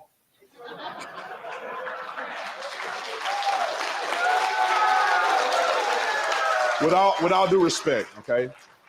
Yeah, majority white audience. Because like I said, it's kind of a grift. Officer Tate, he's making money. They're the ones buying his t-shirts. Subscribe to his channel. I'm not subscribed to his channel. Let me check. He has a subscribe thing right here. Subscribe, Officer Tate. Oh, I'm not subscribed. Yeah, because I mean, it's I'm not subscribed. It's you can get 20% off. Use the code. Hey man, that's how he makes his money. He supports his family. He's got mulatto kids. I didn't even know. This was what, 4 days ago? This video 5 days ago he published. I didn't even know the guy was married to a white woman.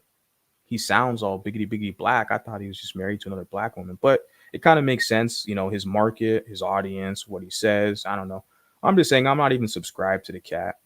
I don't watch it because, I'm more conservative leaning, but I know it's a grift. I want real information. I don't want people pandering me, telling me what they want me to hear. I want real shit, real information, uncut, unfiltered, So I tend to support more, smaller media channels. I guess we could say that. Alternative media. Let me continue on, fair use. With all due respect, Barack Obama isn't black because he have a drop of black in him. My kids are not black. My wife is white. I'm black. They're biracial. They're not. So, and this was published 5 days ago. So this is a black man. So like I said, I mean, I support the video. I support what he's saying. I should like it. I don't know if I already liked it. Yeah. Cause I'm talking about it, but I don't know if it's enough to subscribe. You know what I'm saying, guys? I don't know if it's enough to subscribe. But I like the video. No, like I said, this is good for us because it affirms the biracial identity. You have a man here who's got 2.4 million subscribers. So he's a major YouTuber. He's been doing it. Yeah, 2.4 million subscribers, who's saying, look, I'm black. My wife is white. My son is not black. He's biracial. Thank you, sir. Thumbs up to you. So this is what I say when I have these black supremacists, these pro-blacks who want to say, the Mulatto Vanguard is racist. I don't like him. He's a racist. I'm like, thank you. I'm biracial. I'm not black. So, I mean, don't watch my channel if you don't like it. Continuing on, fair use. Not black. See, what happened in history is that if a black man or a white man or any other race had a drop of anything else, and it eliminated them from being pure white. It was called a one drop rule. If a white person had a baby with a black person, they did not want the white race to not be pure, so you defaulted to the other race. Today, they practice the same thing. What makes my son black? He is 50-50. He's half white, half black. There's no way that you call him black unless you want the white race to be pure. And I think that's what that is. 50-50 genes. That boy is 50-50. He don't have to walk around and say black. He don't have to walk around and say white. He's biracial. And that's important there, guys. Like I said, you have a guy like this with a major media platform affirming to us. And so he's raising his children. He said his son. He's raising him right, saying, look, you're not black. You're not white. You're biracial. This is good news, guys. This is something we should promote. We have to acknowledge this and understand that we are here.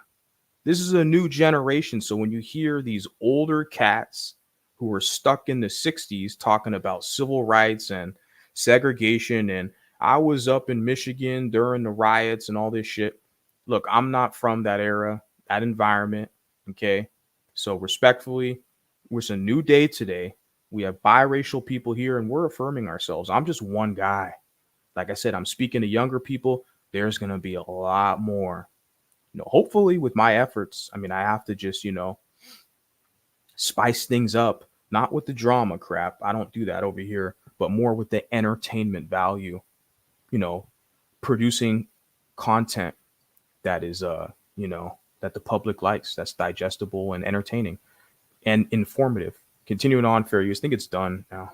It bothers me when people still hold that racist ideology. If a white person have a baby with a Hispanic person, that person is Hispanic. Why is that? Because the white race needs to be pure. It cannot have any fault. And he said if the white race has a kid with the Hispanic, it's white. Like Justin Gacy, or a Hispanic person Hispanic. Yeah, I mean, sorry guys, let me repeat that. That racist ideology. If a white person have a baby with a Hispanic person, that person is Hispanic. He said if a white person has a baby with a Hispanic, yeah. There's some nuances there though with that, because there's a lot of his people who are half white, half Hispanic, who are very phenotypically white presenting. I've talked about this before because I grew up in California, where it's very common.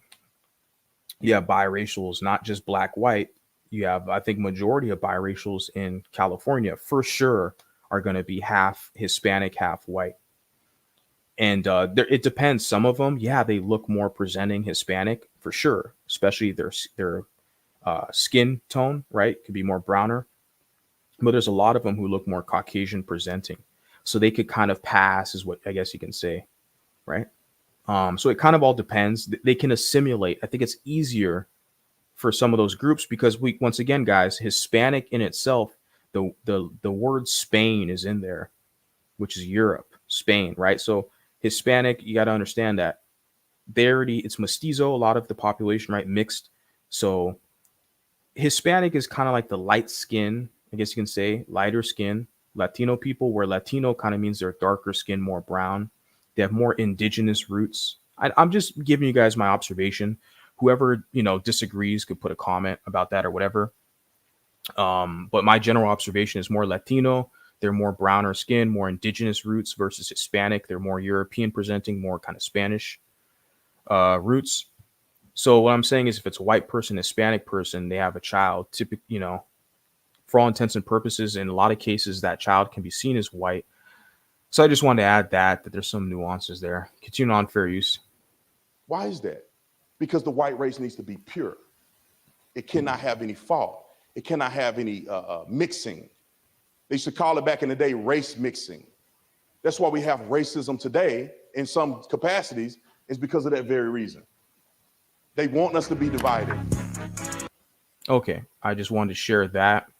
I found that, and I, like I said, liked the video. I'm like, oh, okay, he's affirming biraciality. He identifies his child as being biracial.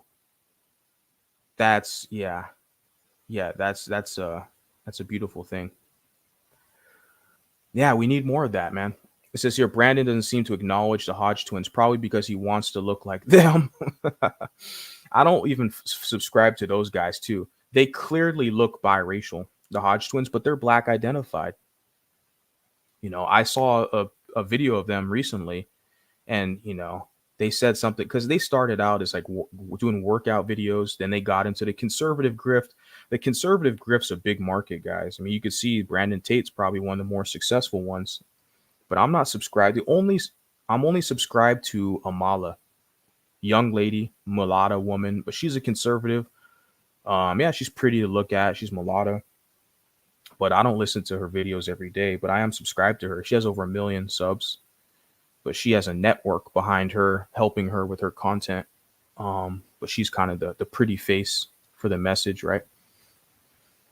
So yeah, Brandon doesn't acknowledge Hodge twins. Yeah, Hodge twins, they look at themselves as just being black. So I'm like, I don't know if I could watch it, because they don't even look black. They clearly look biracial. My thing with him is he just used a race card. Such a libtard tactic. Black conservative is another grift. Yeah, I know. That's why I'm not subscribed to the cat. For someone who has contempt for blacks, why would he want his child to be seen as black? Interesting. Yeah, because you've noted he has contempt. I don't watch his videos or programs, but it seems like he kind of always takes I don't know, how should I say this?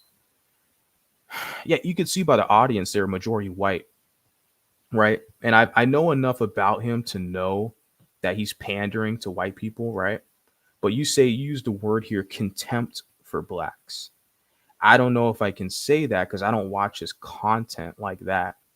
So I don't know if he has like content, but I know for sure he panders, to get that dollar. I mean, people do it in other capacities. Since he can't be seen as biracial, he doesn't want his son to be seen as one. Well, he publicly said in front of white people that his son's biracial. He said his son's not black, his son's not white, he's biracial. It's a real thing. We're out here. We exist. I'm one of the guys who publicly lets you know that I'm here. We're biracials are here. We're not going anywhere either. Our growth trajectory is rising. So it's upon us, it's incumbent upon us to affirm ourselves, right? And our identity, preserve it. That's why this whole idea where you have these kind of pro-black, black supremacist, overseers who want to police your content, police your channel, to try to shame you and tell you, it's like, well, you have no authority over me. I'm not from the community. I wasn't beat down and bullied to serve you. Okay. So I don't subscribe to the pro-black shit. I'm not pro-black and I'm not anti-black. I know it's a lot of people, it's hard for them to get that. A lot of black people want to absorb non-black features. Yeah. You know that. I think we all kind of know that, right? Yeah.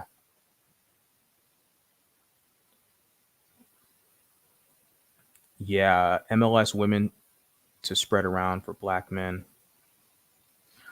I was talking to someone about this too. Should I say it? I'll leave it for another time. That's why they're trying to get the whitest person possible to wash their black features. Yeah. The whole world sees it, It's, we all see it, guys. I think the same could be said with my dad, sadly, because he was as black as Wesley Snipes or the fucking Black Panther, whatever, Michael Jordan. But yeah, I think what you kind of said would probably fall in line with that. Because my mom and dad got divorced when I was young. And I remember I was at my dad's house visitation one day. I think I was like 8 years old or whatever, a long time ago. And I remember my dad had a girlfriend, right? Because my mom and him were already divorced, but he kind of already moved on, right? Had a girlfriend and she was a mulatto. I remember it to this day, right? Of course, as a kid, I didn't have, the vocabulary to what this woman, but I'm looking at her. She was not a red bone or whatever. She's a mulatto. She had the good hair and all that. Her features, she's quintessential presenting mulatto. So yeah, a lot of those guys, that's what they go for, right? Get a white woman, get a mulatto, whatever. Yeah, those are issues in their community. Like I said, I'm not a part of their community, so I don't do colorism content. I don't understand it. I'm not in their community. I usually go to them if I want entertainment or something, right? But I'm not in their community like that. So I don't, their dating and mating politics, that's kind of on them, right? So why should I wash my phenotype that's in demand just to have a dark child who represents me? They want you as a breeding mule. Okay, they want the beige sister slaves. These guys. The Hodge twins did a 23andMe test and they got 57% African, rest European. Yeah, dude, the Flash. I'm saying the Hodge twins, you look at them. They do not look black. They look like a quintessential mulatto twin couple or pair, whatever. Those dudes look biracial, man. Those cats do not look black. They look just as white as they are black. It's crazy. But they swear they're black. Hey, that's how they identify. And it's what it is. Okay, I got this one clip. We're here with Sotomayor. Now I call him Sotomayor. No, I'm not subscribed to this cat either. I think his channel got deleted or something. But he ruffles a lot of feathers on YouTube. Tommy Sotomayor. Someone shared this video with me the other day. So shout out to the person. Red Pill Reloaded. This is from 1 year ago, so it's not even his channel. Yeah, because he's connected with like the Manosphere Red Pill Spaces, which is funny because he has like a lot of female supporters. Like I'm saying, like the Black Manosphere Spaces, even the Divester Spaces, and all that shit. They're all working together. Black men and women, they all work together to make sure they keep the mulattoes in their place. That's why when you have these so-called mixed race spaces, you have the same damn people coming over here trying to police your channel and your content. I'm like, look, if you don't like it, unsubscribe. I gotta have that disclaimer every stream, every video. This isn't the channel for you. If you don't like it, unsubscribe. There's no pro whack shit that will be espoused over here. Wrong channel. So, and of course, Tommy Sotomayor can't be a racist because he ain't got no power. Imagine being an adult man going out in this world telling every other race of man that you have no power. It's systemic white supremacy, institutional racism, and blacks don't have any power. Imagine as a fucking man, because I got a lot of fucking power. And so that's how I feel. I'm not trying to be conceited and shit, but I don't get it how these guys can come up here. Men, I'm talking to the men specifically, who can publicly try to act like, well, I don't, blacks don't have any power. We can't be racist. I'm like, wow, why would you cry and, beg to the whole world and tell them that you're powerless? That is despicable. You're easily conquered by every other race of man on the planet because of their superior technology and even strategic capacity of military and warfare. You're going to publicly tell these men, I got no power. I can be prejudiced, and it's my right to be prejudiced. You can't be prejudiced to me because I'm a pro-whack and I'm going to cry. I'm going to tell Massa you's a racist. I mean, I laugh at you people. Let me play this clip. Tommy Sotomayor says black women are jealous of mixed race women, right? It's going to get a little spicy up in here. Fair use, fair use. She just said men like her. Why was the song Yellowbone controversial? She just said men like her yellowbone in the song, her skin color. How is that, if I'm not mistaken, how is that controversial? That in itself, calling someone a yellow bone is cringe. Like I said, I didn't grow up in their, little communita. So I was never called, yellow bone or red bone or any of that stuff. So it's all foreign to me. But it sounds very dehumanizing, right? Can I call them a dark bone or a black bone? Is that acceptable or no? That's racist. You a white supremacist. You racist. But they can call you a red bone, yellow bone, and you MGMs, light skinned, mixed biracials just love getting fucking punked. I just sit here and I laugh. I look at this. All right, that's your culture. That's your hood. That's what you guys understand, because like I said, I'm not a part of this shit. So I just sit here as a social commentator, like, okay, right? If you turn around, because you're the minority amongst them, so you turn around and call them a black bone or a dark bone or something, yeah, they're gonna start crying. But yellow bone, it just sounds weird, guys. I don't know what the hell, man. Yellow bone. Dude said she's not really a yellow bone. She looks kind of yellow, right? With the hair, I guess you can say, her skin tone, her hair and all that. Blonde hair, yellow, yeah. But like if someone wants to call her yellow bone, can she call someone like him a dark bone or a black bone? Or no? Is there going to be this continued imbalance where one group gets special privileges over the other group? What do you guys think? Continuing on, fair use. So these women can say people like their big butts, and that's fine. People can say they like black women's dark skin. There's an even song called Brown Skin. How I Love Your Brown Skin. There's a song by DJ Quick, who was a famous LA rapper, West Coast rapper back in the 90s. DJ Quick. DJ Quick. He has a song called Sweet Black Pussy. It's literally, there's a song. Let me see if I can. That's literally his title of his song. If I'm not mistaken, I apologize for being explicit. Yeah, 1991, from Quick Is a Name, DJ Quick. There's literally a song that came out 30 years ago, 1991, called Sweet Black Pussy. I apologize to the audience, but the vulgarity is just insane. There's music out there like that, guys. We continue on, fair use. Is it not? So what would make Yellowbone a problem? Huh? Jealousy, and that's the name of the title. Jealous. They're jealous of the yellow bone.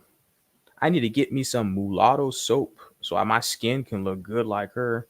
She got the good skin. All the dark skinned men like her. I'm jealous of her. She the preference. Oh no. Fair use. What would make yellow bone a problem, but brown skin and dark skin is fine to say? How can we live in a society where we believe that you can big up one thing, but not everything else? That you can. That's only within the black community. You can only praise dark skin, is what I'm seeing. Like I said, I'm not from their community. I'm just a commentator, outside observer. I'm a biracial agent, mulatto agent, just taking notes. I'm observing this. Like, yeah, I mean, you can only praise dark skin as being the standard. You can't praise mulatto, the mulatto aesthetic. You can't praise, not with them. They're going to start whining and crying. Okay. So this is the terms you have to agree with if you want acceptance in that realm. You know, fair use. Have a preference for one thing, but not something else. I still don't understand how black women get along with gay men, but talk shit about black men who don't date black women. Well, not only that, you know, they yeah, black women's number one ally is gay men. It's funny, you look some of these divester channels, they got gay black men, you know. you know, even the divester men, right? The divester men, like I don't want to give that dude any clout, you know. But there's a dude, he has this gay black guy on his panel, or used to, a few months back. Some of the streams I heard, and I'm like, why is, and the same guy was on a panel with some other black woman. Like, how is a gay black man a black female advocate? Like, they have this weird partnership, right? But the number one insult that a lot of those black women will say to a man, right, if there's some disagreement, they'll use gay as an insult. Oh, you gay, right? But yet their best friends are gay dudes. I mean, like I said, I'm not a part of the community, just an outside observer looking at this weird, wacky shit and just amazed. It's entertainment for me. Fair use. Because guess who gay men don't date? Black women. They don't date any women. Do they hate themselves? Do they hate their mama? Because they sleep with dudes? I'm quite confused. By the way, my mama ain't black. My mom's white. And no, my mom is not a Karen. Like, you had a couple stupid idiots who are walking around calling themselves Karen's daughters. What kind of degenerate trash crap is that? To walk around and hashtag Karen's daughters, like that's something to be proud of. My mom's a respectable woman.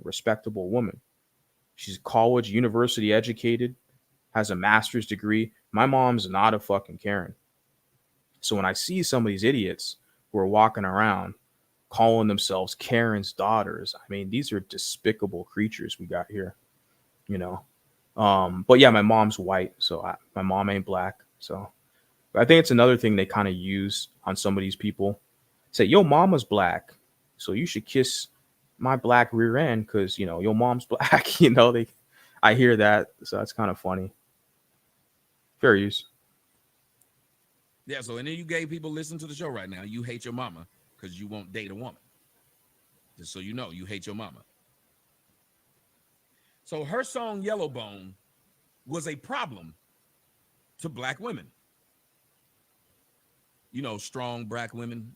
Now, the thing is, let me just, like I said, I can already tell right now. I should have remembered his whole shtick, his whole channel, and his media personality is basically, they call it black female fuckery, BFF. So his whole shtick is about basically kind of talking crap and antagonizing black women.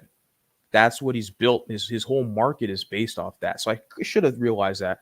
I don't subscribe to this guy. I think his channel got removed. I've seen a few videos, but I don't really like him. I don't really like his channel. It's just not my thing.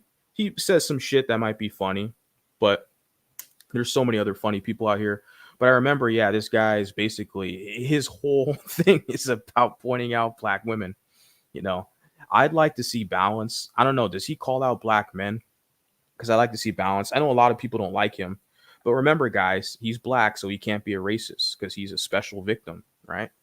Only the non-blacks, like myself, the mulatto guy, I'm the one that could be racist. Because remember, guys, I'm not black, I'm mulatto, right? Continuing on, fair use. Who can put up with a lot of stuff. It seemed like these strong women seem to be bothered by a whole lot of stuff for them to be that damn strong. Let's continue. Yellowbone, and behind the scenes when they were doing mic checks, Danny Lee was real candid with me, and she told me to my face that she doesn't consider herself black, but she likes black music and black men. Is that problematic? She likes black music, black men, Danny Lee. Yeah, I've seen her. Yeah, the aesthetic for sure, very appealing. But she dates Pookie. I think this lady, her baby daddy or whatever was the baby. I mean, that right there, I would not be interested, right? Like a fling or something, what they call like a one night stand. I mean, it's gross. I mean, if those are the kind of guys you're with, you got a kid by a guy, so you're essentially Pookie's leftovers. I mean, I'm good. I'm just not interested, right? So yeah, that kind of lets you know everything right there. Yeah, fair use.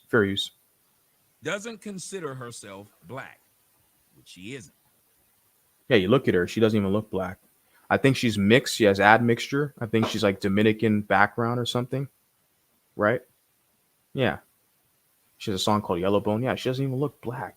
Like, on what planet is she black? Not on planet Earth. Go to, Nigeria, go to Ghana, go to Uganda, and we'll see how black you are. Okay, for all you one droppers out here. Because the one droppers here, they're upholding this white supremacist purity, you know, uh, rule that was established to preserve themselves. And they wanted to preserve, they wanted to preserve themselves. And they looked at mulattoes as getting too much access to white capital, too much influence in society. So they wanted to destabilize us. Let me continue on, fair use. So let me get this straight. Black women want her to consider herself black. But when black men get with her, they call black men color struck. Let me get this straight. Black women want this mixed woman to call herself black. But if black men want to date this woman, the first thing you do is say he's color struck.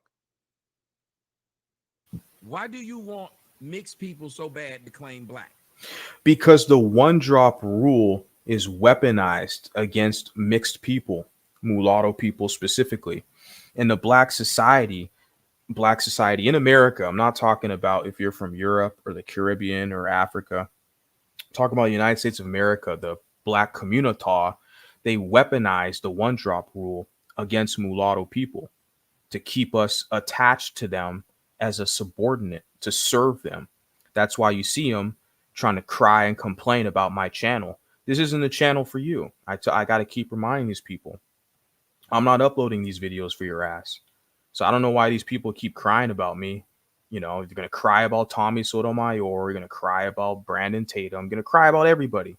Going to just cry. So the real cry racials, it's not me. I'm not crying about you people. I'm sitting here laughing. Trust me, I'm abiding by the community guidelines of this public platform. Once I develop a large enough audience and I can go to other alternative platforms, oh, damn, then you're really, unfiltered, uncut, straight up, no chaser. Then you're really going to get your feelings hurt once you really have to hear what I got to say. You think I'm bad now. Some of you crybabies out there, pro wax, you think shit. You just wait. And yeah, fair use. Why is it if black was impressive, why is it we don't want them to claim white or anything else other than us? Why do we want watered down people in our race? Yeah, like I said, because they weaponize the one drop rule to use you as a subordinate. That's why they want to pick and choose when she's black. They always move the goalposts. They have this special criteria. Someone in the chat put right here that they said they pulled up her DNA results from an old tweet she posted. Yeah, she looks like she's only 20%. She looks like she has admixture. So she'd be a Latina or a white woman, okay, whatever she identifies, I don't know. But she has admixture, 20% African. Like, yeah, you're not black. Like, you don't look black at all. So, but black, like I said, black people, black men will claim her because they want access to the box. We all know this, okay? Black, especially the baby, you have dark skin like the baby. He'll claim her as being black, yeah, because he wants the box. We all know that. It's no secret. Black women will claim her because they want to weaponize the one drop rule to wield it over the heads of mixed people to use them as their punching bag as subordinate, right?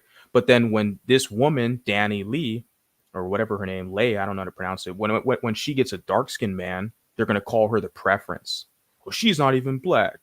You know, he got himself a non-black one. See, you see how that's the politics in their community. I'm just an outside observer.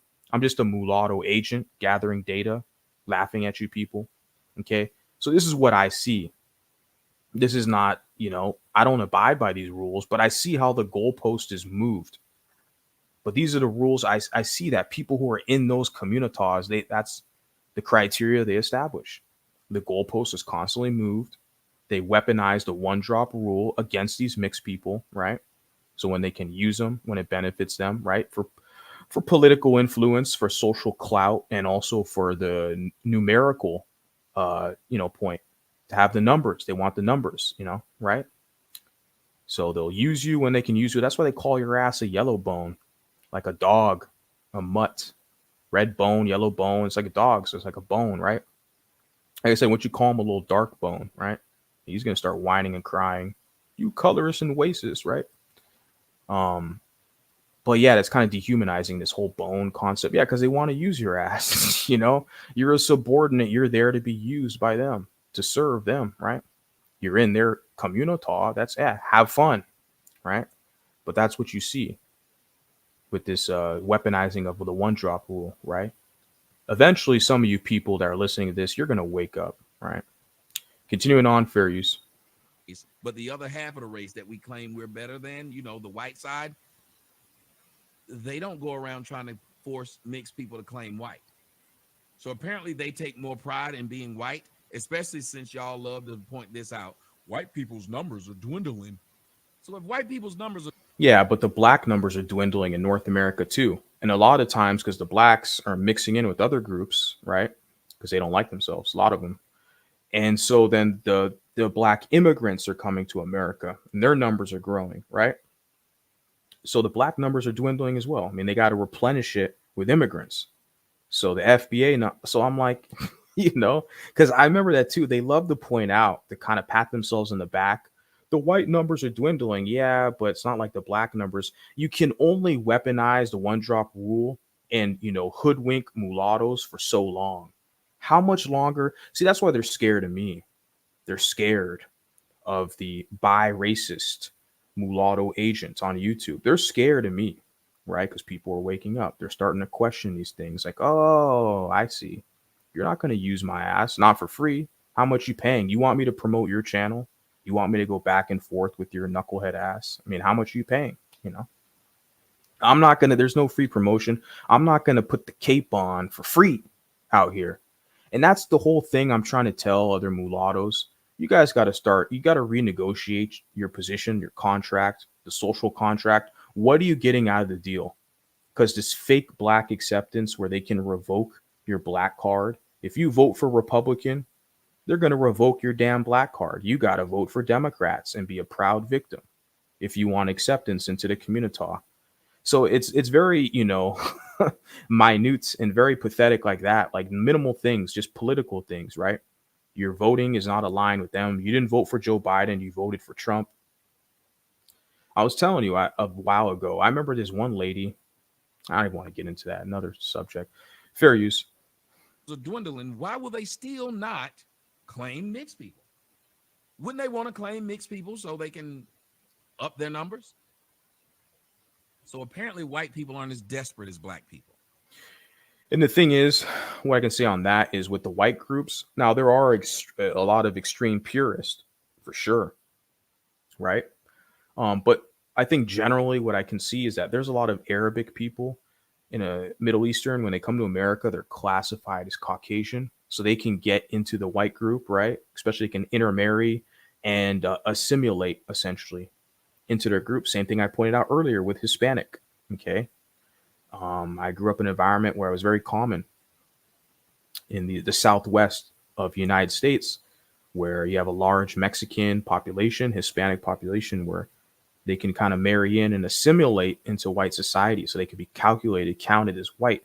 So that does happen. There's some groups who that can happen. It happens more so, like I said, with Hispanic and Middle Eastern Arabic people, not so much with Asian people, is from what I'm seeing. Because you can clearly see like a Hapa person, right? You can clearly tell this person's not really phenotypically Caucasian presenting. They look pretty Asian, even though they have like a white father or white mom or something. But so it works on the white side too. But yeah, the one drop rule, guys, is weaponized against us, those of us who are mixed race.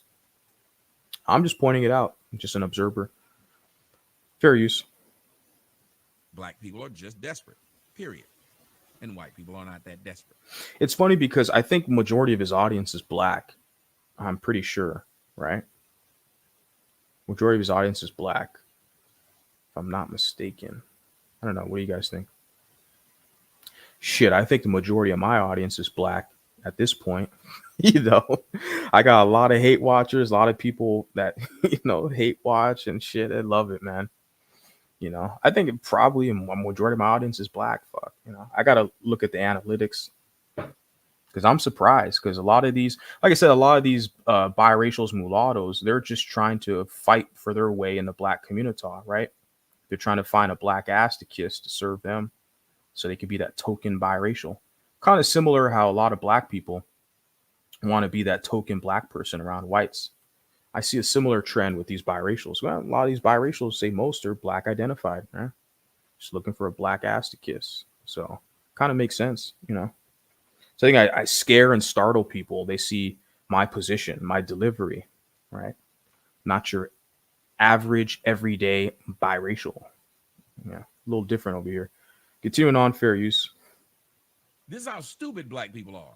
We can call you a name. You can't call yourself that name. Remember, black bitches are the ones who got mad at that girl for calling herself Miss Mulatto. You guys see that? You guys hear that? Let me rewind it for you guys. They get mad at you for calling yourself a name, but they want to call you a name. So they want to call you a mulatto. But as soon as you affirm your identity, say, I'm a mulatto, the first people to say it's a bad word are blacks. On here on YouTube, on TikTok, the only people who have a problem with the word, just never white people, never Hispanic. Okay. It's always going to be a black person. You can't call yourself mulatto. That's a bad word. I don't give a fuck what your opinion is. Go somewhere else and go cry somewhere else. But listen to what he said, right? It's very accurate. Fair use. Black bitches are the ones who got mad at that girl for calling herself Miss Mulatto. There wasn't a black man on earth that had a problem with this girl calling herself Miss Mulatto. Yeah, it wasn't the men, black men, right? It was mostly black women. I think we all kind of know that, right? Because when you say you're Miss Mulatto, she's affirming her biraciality.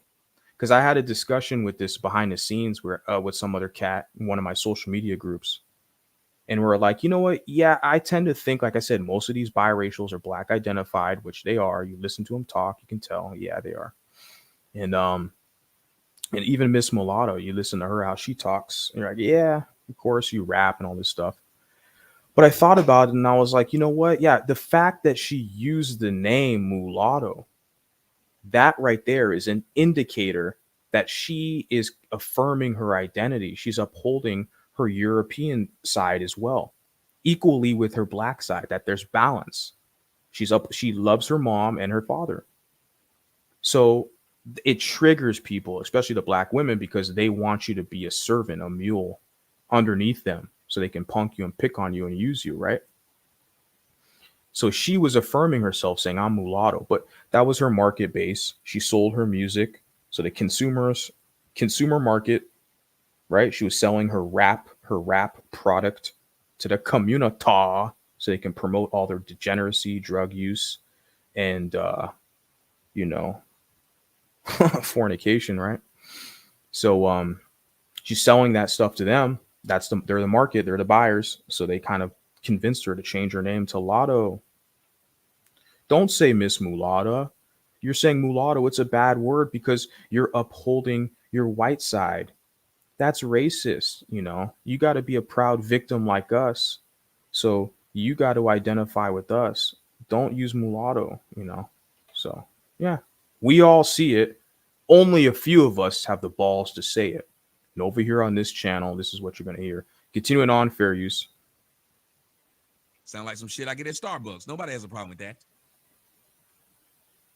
But black women had a whole problem with this girl saying Miss Mulatto to the point of where she had to change her name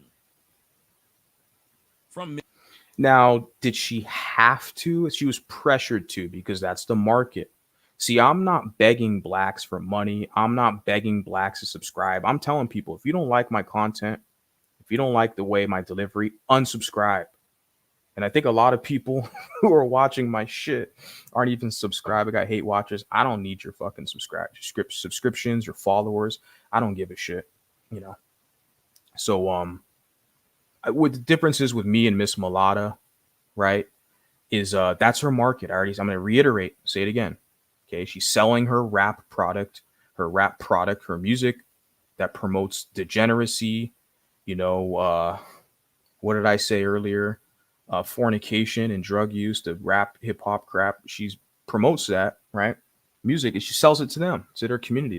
They buy it up, right? So the market, the consumer market dictates. So they enforce her like they have this power because these are powerless people. Remember, these are people who can't be racist because they don't have power. So we have to stand by that. Yeah, they don't have any damn power. They didn't make her do shit. They can't make anyone do anything. They're going to go cry to their white massa on YouTube to cancel your channel. They don't have no power, right? So they pressured her. Okay, they didn't force her. They pressured her. If she still wanted that dollar to sell that crappy music, with her market, because who else is buying that shit? Who's listening to it? Are civilized white people, high society? Who else is listening to it? Because if she's got a couple tracks, what am I supposed to just like her because she's mulatta, right? Really? Have you seen some of these people in these so-called mixed race spaces, right? Who are they're going to throw you under the bus to try to look for a black ass to kiss, right? And it's funny because some of these people, like a year ago, they're like, take your ass to the pro-black side, ho. You shouldn't even be over here. You a pro-black. Go take your ass to the pro-black side, ho. Everyone acts like we all forgot about that. But now all of a sudden, the same person who was saying, take your ass to the pro-black side, now they're pro-blacks. Now they got all these Dr. Umar people on their channel. They're all pro-blacks now. These people have no integrity. Yeah. So yeah, I'm supposed to defend someone like that? Yeah, right. Yeah, sure. Fair use. Miss Mulatto, because black women don't want you calling yourself mulatto. Strange, but oh well. And okay, so that's okay. They're talking about black women because, like I said, his whole channel is kind of branded off that black women. So I said BFF, which is black female fuckery. Okay, that's his market. Black men are in that market. I don't do channels talking crap on, this channel is not about talking crap on black women, or black men. As a people in general, I can hold them accountable and criticize specifically because I could share, if I was really a bad guy or something or anti-black, like all the black supremacist crybabies want to say, I could do videos and talk about all the crime they commit and all this other shit. I don't do any of that. This channel's not about that. This is social commentary regarding mulatto people, mixed race people, our identity, affirming ourselves. because we're not going anywhere. Our numbers are growing. They're fearful of guys like me that basically, like I say, the Mulatto Grio that has like a horn, a whistle, tell people, hey, look, you can be mulatto out here. You don't have to serve under other groups. So people are scared of that. And yeah, fuck, thinking so fast. I've been doing this for what, 2 hours? Forgot 2.5 hours. I had a point. It was getting late, but I still got some of you guys here. Hit the like button for me, please, would you? Or not, hit the dislike. Just be a little hate watcher, because I got a lot of you there anyways. What was I going to say about this shit? Whatever. Fair use. Calling yourself mulatto. Strange. Okay, I apologize for that kind of brain fart. What it was the gender thing. Okay, so his whole channel's branded off like, you know, he talks crap about black women. Like I said, I hold the community accountable, especially when they run their mouth about mulattoes and biracials. So he talks about black women, but we see that with black men too. Black men, like I said, the people who come to me, I've had a lot of black men here on YouTube or on even a TikTok where there's more little wacky liberals who will basically say, don't say the word mulatto. That's an insult. That's a bad word. I don't even block these people. I just laugh, like, whatever, shut up. I just move on. I don't care. I've heard it so many times now. But yeah, for me, because I'm a man, so I'll get black men saying that. I don't get black women really telling me, don't use mulatto. They probably use that to women, right? But I get the men because they don't want you to identify independently from them. They want you to be this biracial, bi meaning two races. They want you to be split so you can beg them for acceptance. And they got you. When you have your own space, your own network, your own business, you have your own shit going on. You have a tribe. You can work with people. It's like, well, I don't need your acceptance. I don't need to beg you for, I got something else going on here. They're ultimately afraid of that, right? So they want you to be split. They want you to use biracial more preferably than mulatto, right? Because it indicates there's a split with the policies in America, one drop rule. So by default, you'll go to the black side. They want you in that default setting. So you can kiss their ass, begging for acceptance. And then you come to find out, you're like, hey, I want to find other mixed race people. Let me go online. Let me go on the internet. Oh, wow, the golden sphere. It's a mixed race space. Come to find out, a bunch of fucking pro-blacks, you know. Like I said, you had a content creator, a fucking drunk with the loudest voice, talking about, I created this shit. I did this. I didn't hear about the space because of that drunk idiot. Okay. I heard about the space because of Angry Biracial and then Caesar Cannon. So it's because of the men. Right. And yeah, so that's the whole thing. And I was disillusioned. I thought this was supposed to be for biracial people. But then, like I said, you have that drunk idiot who's like, take your ass back to the pro-black side, ho. You don't belong over here. You a pro-black. Go take your ass back to the pro-black side, ho. Now she's trying to click up with the pro-blacks against the biracials. I love it, man. I already knew this shit would happen a year ago. I smelled it. You know, I already knew this was going to happen. So you see the kind of schizophrenic, mindset of these characters, right? These people where it's like the no integrity's thrown out the damn door. You're enemies one day, the next day, oh, we're friends. Oh yeah, let me share your stream and let me shout you out. And what am I? Now you're pro-black now after 1 year, or are you just drunk this time? Did you just drink a few more shots of tequila? Now you're pro-black, or because before you weren't pro-black, you wanted your own little club, right? But now you're pro-black. So I mean, pro-black when it's convenient. But I think they'll accept it. They need the numbers. I mean, shit, the pro-blacks aren't even calling themselves black anymore. They're calling themselves Indians now. You guys know that? Calling themselves indigenous aboriginals. So, I mean, they're not even black. I mean, whatever. Fair use. But oh well. But Danny Lee said that she wished that black women would stop being jealous of her. And if you want that to be eventuality, for me, it's very simple. You got to remove yourself from those circles. because I'm a very logical person. I was like, look, I don't really see a space out here for people like me. Let me create one. And it's going to be difficult because, like I said, a lot of these biracials, they're black identified, right? A lot of them grew up around black people. They've been cultured, socialized, so they still carry the same HNIC syndrome from that community, which is the head nigga in charge, right? Especially the men, the crabs in a bucket. They still carry that same that same tradition wherever the hell they go. So I'm not surprised. I mean, I got men on, I'm not surprised. I mean, a lot of the men, I don't want to say jealous. It is what it is, man. I can't help it. It is what it is. I've been doing this for a year and I've been seeing this shit. I'm not surprised. I'm not surprised, but I can easily replace you guys. That's for a fact. That's a fact. I'm very diplomatic. I have skill sets. I'm very likable. And so I can always get fresh new blood whenever the hell I want, you know. So, but I'm not surprised. Yeah. Continue on fair use. Now, here's what I say, ladies and gentlemen, and I'm going to get to the people on the lines in a minute now. Anybody that wants to talk, put your hands up. Let me talk. I'll let you talk. I'll let you bring you in if you want to get your opinion. Black women are jealous of mixed women. Do I mean all? No, of course not. But are they jealous of them? Yes. They're jealous now. Yeah, she's admixture. Yeah, she's mixed. Yeah, for sure. I think the cat in the chat said 20%. I mean, if you were a woman, would you? I mean, jealousy is more of a female trait. That's why I say if you're a guy, you're jealous. It's just you're a bitch.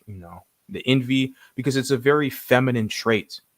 I feel like as a man, you have to compete. If you have an inferior product, you got to compete out here, develop something, strategize, figure it out what's not working. But that jealousy is more of a female type of trait, honestly, right? And so I don't know, if I was a woman and I was overweight or whatever, didn't look good, and you see a chick like this pull up, would you be jealous? Probably would. I mean, because she's a hot chick. Like I said, she got the aesthetic. Most guys would like her, right? I can see why she makes people jealous, right? Because most chicks don't look like her. She's kind of rare, kind of a novelty, right? So yeah, I don't know.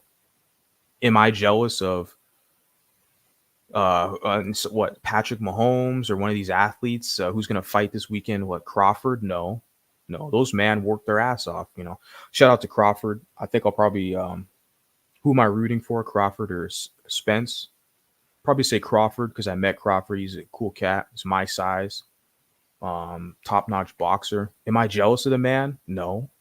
Dude worked his ass off, trained his whole life. I don't know. I just feel like the jealousy of men, you just got to work. You got to work hard, man. Play your cards right.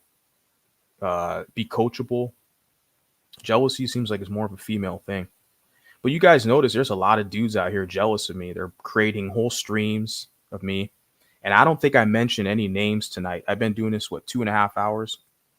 I haven't mentioned any content creators' names, except for the ones that I gave a shout out to out of respect, like what's her name, Diana, who's proud of being MGM. Shout out to Diana. So I'll mention names of people that I respect, right? If they respect me, I respect them. But if there's someone who doesn't respect me and they dedicate a segment of their stream, or they get on a panel to talk crap, or they dedicate their whole damn stream to trashing me, like, I'm not jealous of you. Like, you're a fan at this point. It's free promotion. You know who's winning. You know who's winning out here. You're talking about me, or if you're just some little hoe that's up in the comments talking about me, you know who's winning out here, homie. I know who's winning. You're just a fan at this point. I'm fucking winning. That's right. So hit that like button and continuing on fair use. You want to know why I know? Because black women go out of their way to do what? Claim that they're mixed. I've told you guys this several years. Go look at most.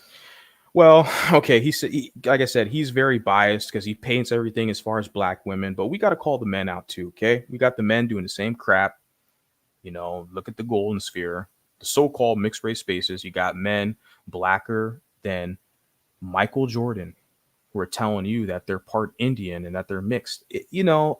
I've been seeing this. I already knew it was going to happen because when I was a kid, there was a cat I went to school with. Like I said, I didn't grow up in a majority black area, but there's always been black people in my neighborhood, at my school, whatever. There was a black guy there, and he would say he's Italian, and he was this guy's complexion. He was, Tommy Sotomayor's complexion. He's a black guy. We're the same age. I think he was a year older, but he definitely kind of grew. I remember he was taller. So I guess he had good genes as far as the height thing. He grew. He was big for as a kid, but the thing is, like I was saying, like he would call himself Italian, like he didn't want to be black. So I seen that at an early age. This was like when I was around like 10 years old. I've seen that with black people, monoracial people. I saw that shit earlier, man. I'm telling you, it firsthand knowledge, experience, where he looked like Tommy Sotomayor, but he would say he's Italian. He's like, "Well, I'm not black, I'm Italian." And I'm looking at him dumbfounded, like, what the fuck? Are you serious? So I was already acquainted with this behavior early on as a child from monoracial black people. Like I said, because my family, they're blacker than this cat, Tommy Sotomayor, or maybe because the lights are all on him, whatever. They call him crispy as a slur. That's black people calling other blacks crispy as a slur, because dark complexion. But my family, they're all dark complexion. They've never like played that little foolish game that they're mixed or all this other crap. But like he said, because Tommy Sotomayor is trying to say black women want to claim they're all mixed. I'm like, yeah, I see the men doing the same shit. Okay, so we got to kind of have some balance here. I know this is his brand, his market. He wants to just throw black women under the bus and all that. That's why I'm not subscribed to him. But the men are doing the same shit out here. So continue on, fair use. So the mixed, go look at most of the dark skinned models and actresses. They love to bring up that they're not all black somehow. They will tell you that they have some kind of mixture in them. I got white in my family is something that dark skinned people love to say. Yeah, so you said people, right? People, yeah. So like my whole thing is don't just say the women do it, because we know that's a damn lie. The men are doing it just as much as the women out here. I remember there was a football player who said he was like mixed or some shit. And this guy, I swear to God, he was blacker than the Black Panther, man. I think it was at some ceremony. Let me see if I can do a quick search and pull it up. Yeah. I could have sworn that this guy, but there's so many mulattoes and mixed people in football. It's going to be hard. It was like at a ceremony. Let me do a quick search before I come back in. Nah, I'm not going to pull it up. You know what I'll do? In the future, I'll bring it up, because there's too much to go through to look for it. But I swear to God, this guy was black as fuck. And he was up there publicly like, I'm mixed race. So the men do the same crap, man, as the women. We got to, let's have some balance here, okay? I know that's his platform, his grift, whatever. Someone said he's on Rumble or whatever now. Yeah. I'll probably be over there soon, pretty soon too. Shit. We're tired of this pro-whack liberal bullshit where they want to police your speech. They're going to go cry to their white massa, because you say something they don't like. I'm like, I don't give a shit. Don't listen to my channel then. Unsubscribe. Or a lot of these people aren't even subscribed, man. But they still hate watch Mulatto Vanguard. I mean, yeah, I own you, ho. You're a fan at this point, Continuing on, fair use. Black women love saying they Blackfoot, some kind of fucking Indian, Cherokee. Most of these bitches can't even afford a Cherokee, much less be one. Well, the thing is, a lot of these people have admixture. Okay, a lot of black people in America have admixture with some European and some native, right? So if they want to claim that, that's their right. But that doesn't mean that we're all the same. That's the issue you see with these so-called mixed race spaces, which are nothing but pro-black spaces, because there's no like clear, definitive like definitions. They use ambiguous terms that are fluid, so everybody can use it, jump in and jump out. We're all mixed. We're all MGM. We're all biracials. We're all the same. And you wonder why you guys have been fighting each other for the past 3 fucking years before I even came on the scene. And when I'm out of this spot, when my audience grows and I've moved on, you idiots are still going to be fighting if you're still around. Some people get a clue, they pack their shit and they leave, or they they move on to another niche. They talk about something else. Those would be the smart people. But some of the same people who have a headache, they're getting doxxed, they're getting drunk, going on streams, arguing with other content creators, getting drunk and fighting. These people haven't figured it out. They like this crap, this chaos. They're still fighting with all the same people. I just block people and move on. I'm not going to mention their names, talk about them. I'm done with you. You don't exist. I move on. There's so many people in this world to connect with. It's incredible.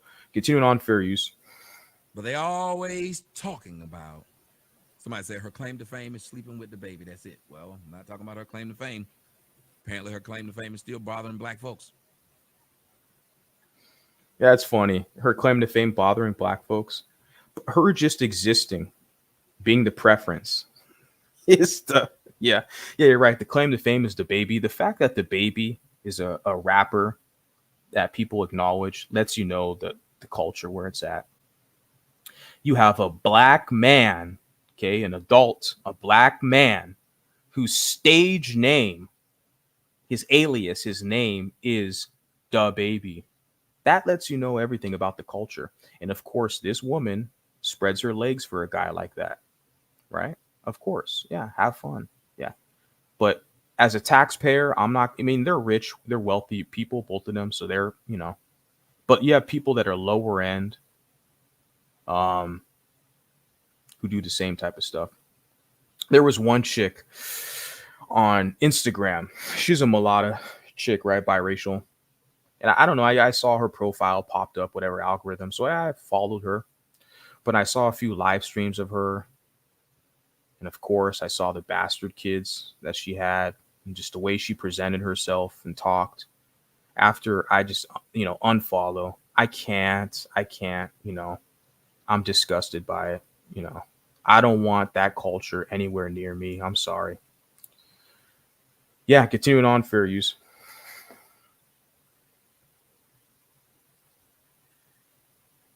You don't have a bunch of black men jealous of mixed dudes. You ever notice that?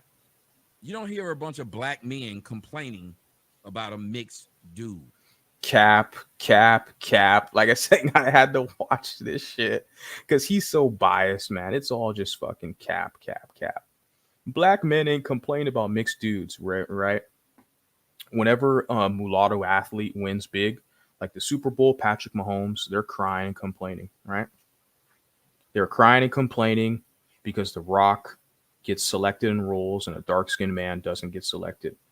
They're crying and complaining because Barack Obama became president and it wasn't a dark-skinned man that became president. So they're always crying and complaining. I mean, they can try to hide it. I know he's trying to hide it here. But they're in some way or another, they're always crying and complaining. We get preferential treatment. See, I never saw this shit until I started to navigate their circles. My main thing was you can cry and complain, just watch me compete and outperform you. It was when they want to spread these black supremacist, black racist, anti-white, anti-mulatto conspiracy theories that they're pushing with Chancellor Williams, the destruction of black civilization. Then I had to take a step back, was like, oh, wait a second. These pro-blacks, aka black supremacists, are trying to put a target on the back of biracial and mixed race people. Oh no. We can't do that out here. We can't do that. Not from the people who want to be proud victims. You can't, be the aggressor and then be the victim at the same time. Can't do that. So that was my main thing, was you could be jealous and whatever, we can sort that out. But if you're going to spread this black supremacist, Chancellor Williams type of stuff out here about biracials, oh no. Yeah, so continuing on, fair use. You ever notice that? Yeah, they put on blue contacts to look exotic, when the truth is they just look freaky. Here's the truth. Black women are jealous of mixed chicks. Yeah, but not all of them. Only the attractive ones, like this lady, right? Right? Yeah, so they'll be jealous of, the attractive ones, which a lot of them are. They have a desirable aesthetic. But I don't know, man. I've seen some ugly ass mixed chicks. Like no one's gonna be jealous of them, you know? Same thing if you're a dude. You're a dude who's not performing or you don't, you're not attractive, you're a mixed guy. I don't think people, I guess it depends on the type of circles or the people you come across because people could be jealous of you for anything, man, you know, for anything. So even on YouTube, you got a lot of jealous bitches, the men, right? Because they're boring. They're incels playing video games on YouTube. No family, no business, pathetic, boring life, in their mid 40s playing video games on YouTube. So when they see a guy like you, younger than them, up here getting some traction. So yeah, they're gonna be jealous bitches. So I mean, yeah, it's funny. Continue on, fair use. Black women are jealous of white chicks. Black chicks get to go out into the real world and tell people they got better bodies than white women. White women got flat asses, constantly talking shit about this group of women. But why are you constantly talking shit about a group of women? If you feel like you're good, if you can talk shit, then they should be able to talk shit about you, right? It shows that there's one group of people who are very sensitive. You can't have this one group who are always pissed. You can't say that there's cultural appropriation every time somebody does what you do, but when you do what they do, it's not called cultural appropriation. Yeah, when you put a blonde wig on, that's not. I was talking to a cat about this earlier. We're already past the midnight hour, but I was talking to a cat about this earlier. Like, you see a dark skinned black woman with a blonde wig, it just looks disgusting. But that's cultural appropriation, right? So they'll do that, but they'll say, no, it's not. It's not cultural. But they see a white woman who has some exotic, hairstyle. I don't know, what they call Bantu knots. Isn't that what people are crying about? If you're not black, you shouldn't wear Bantu knots. Well, then I don't know. I see black women with blonde wigs. It's disgusting, But a white woman with Bantu knots, that's cultural appropriation. Okay. Yeah. Who's making the rules? Not the proud victims. They can't make rules, Yeah, I think just people. Yeah, whatever. Fair use. That's not cool. You know that's not cool. That every time they do something you do, and it's only one group keep hollering cultural appropriation. Black women. Yeah, the thing is I agree with that. That cultural appropriation, I do hear that more from black women than black men. So I do agree with him on that. That is something that is definitely pushed. That terminology, cultural appropriation, yeah, that is definitely pushed more with the women than the men. I don't hear black men saying that, right? I can't recall in my mind thinking with all the interactions I've had, the people I've associated with, the circles, the conversations, I just don't recall ever hearing black men talk about cultural appropriation. Because a lot of black men share their culture, right? You think of the blues music, the music, right? Even hip hop. I just played the intro song was it Post Malone? I think, yeah, Post Malone and Doja Cat. So Post Malone is like, yeah, is probably black producer, black, whatever, fans and all that stuff, black music, hip hop. So I just noticed that with, like, historically with the blues and jazz. So black men usually share their culture very openly, right? And I don't really hear them talk about cultural appropriation. If they see a white blues guy or a white rapper or something, I just don't really see it. I don't know if you guys see it on social media, but I don't. I usually see that cultural appropriation argument from black women. So I do agree with Sotomayor right here with that, which is a flawed debate because if your ass is dark skinned, okay, sub-Saharan African, you got a fucking blonde wig on, whatever, I do not want to hear you talk about cultural appropriation, but you probably will. You'll probably cry and whine about it, whatever. Continuing on, fair use. Because we're speaking on the Danny Lace situation, she used that as a weapon to downplay the baby mama. Even if the points that you made, the reason why it's such a big issue is because colorism has been a big issue, especially with black women. So why is it not a big issue then when black women I'm 45 years old. Do you know from the first time I tried to talk to a little black girl, you know what she told me, what she wasn't interested in? I'm listening. A dark-skinned man. And this was a black girl who was a couple shades lighter than me. And this is a generational nuance. So these are things that played out in the 80s, because I'm a millennial guy, so I'm a 90s baby. But I've heard that like in the 80s, where like a light-skinned black guy was the cool guy, right? In the 80s, right? And things have changed drastically. Things have changed. Now, I do think things are going to change around for cats like me, but you guys got to work together. All this ego shit, this HNIC, trying to act like you're the top black, little fake black, whatever, half black guy, trying to flex up and, competing with other men. If you guys can't work together, you're not going to make an eventuality. If you guys want to be the man, you got to show proof that you guys can work together and establish something, create a movement, create a business, create a network, But like I was saying, I think there's going to turn around. But the generational thing. So he's talking about when he's younger, because I think now you see a lot of these black women who are like, oh, I want the dark skinned man. They kind of fetishize. I want the black man. Then, that's cool. But then see, how does that make the light skinned guy feel? So then when the light skinned guy, when they're like, oh, I don't want dark meat. I don't want dark woman. I want the mixed woman. I want the light skinned woman. See, they don't like that. They want the right to rejection. They want to tell you, they want to be able to tell you that I don't prefer you. I want something darker. You're like, well, yeah, I don't really want you. You're dark skin. I don't want you. I want the mixed chick. I like the mulatto chick, right? I like her. She's light skin. I like her complexion. Then they cry and whine about that, guys. So the double standards are going to have to be addressed.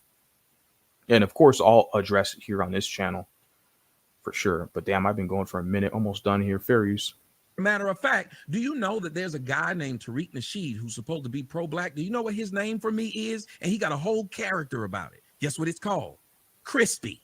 So yeah, I put that in I put that here. That was from Tariq Fraud Sheed, who's another black supremacist married to a mulatto.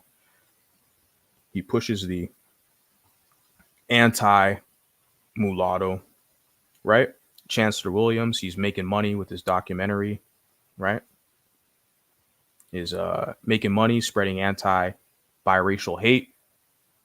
He's married to a mulatto woman. So yeah, the Crispy, my nickname's Crispy, y'all. Yeah, that's what Tariq, they made up for him, clowning him for his complexion. But that's in their community. That's their own group, right?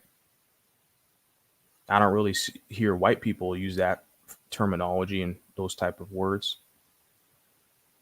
But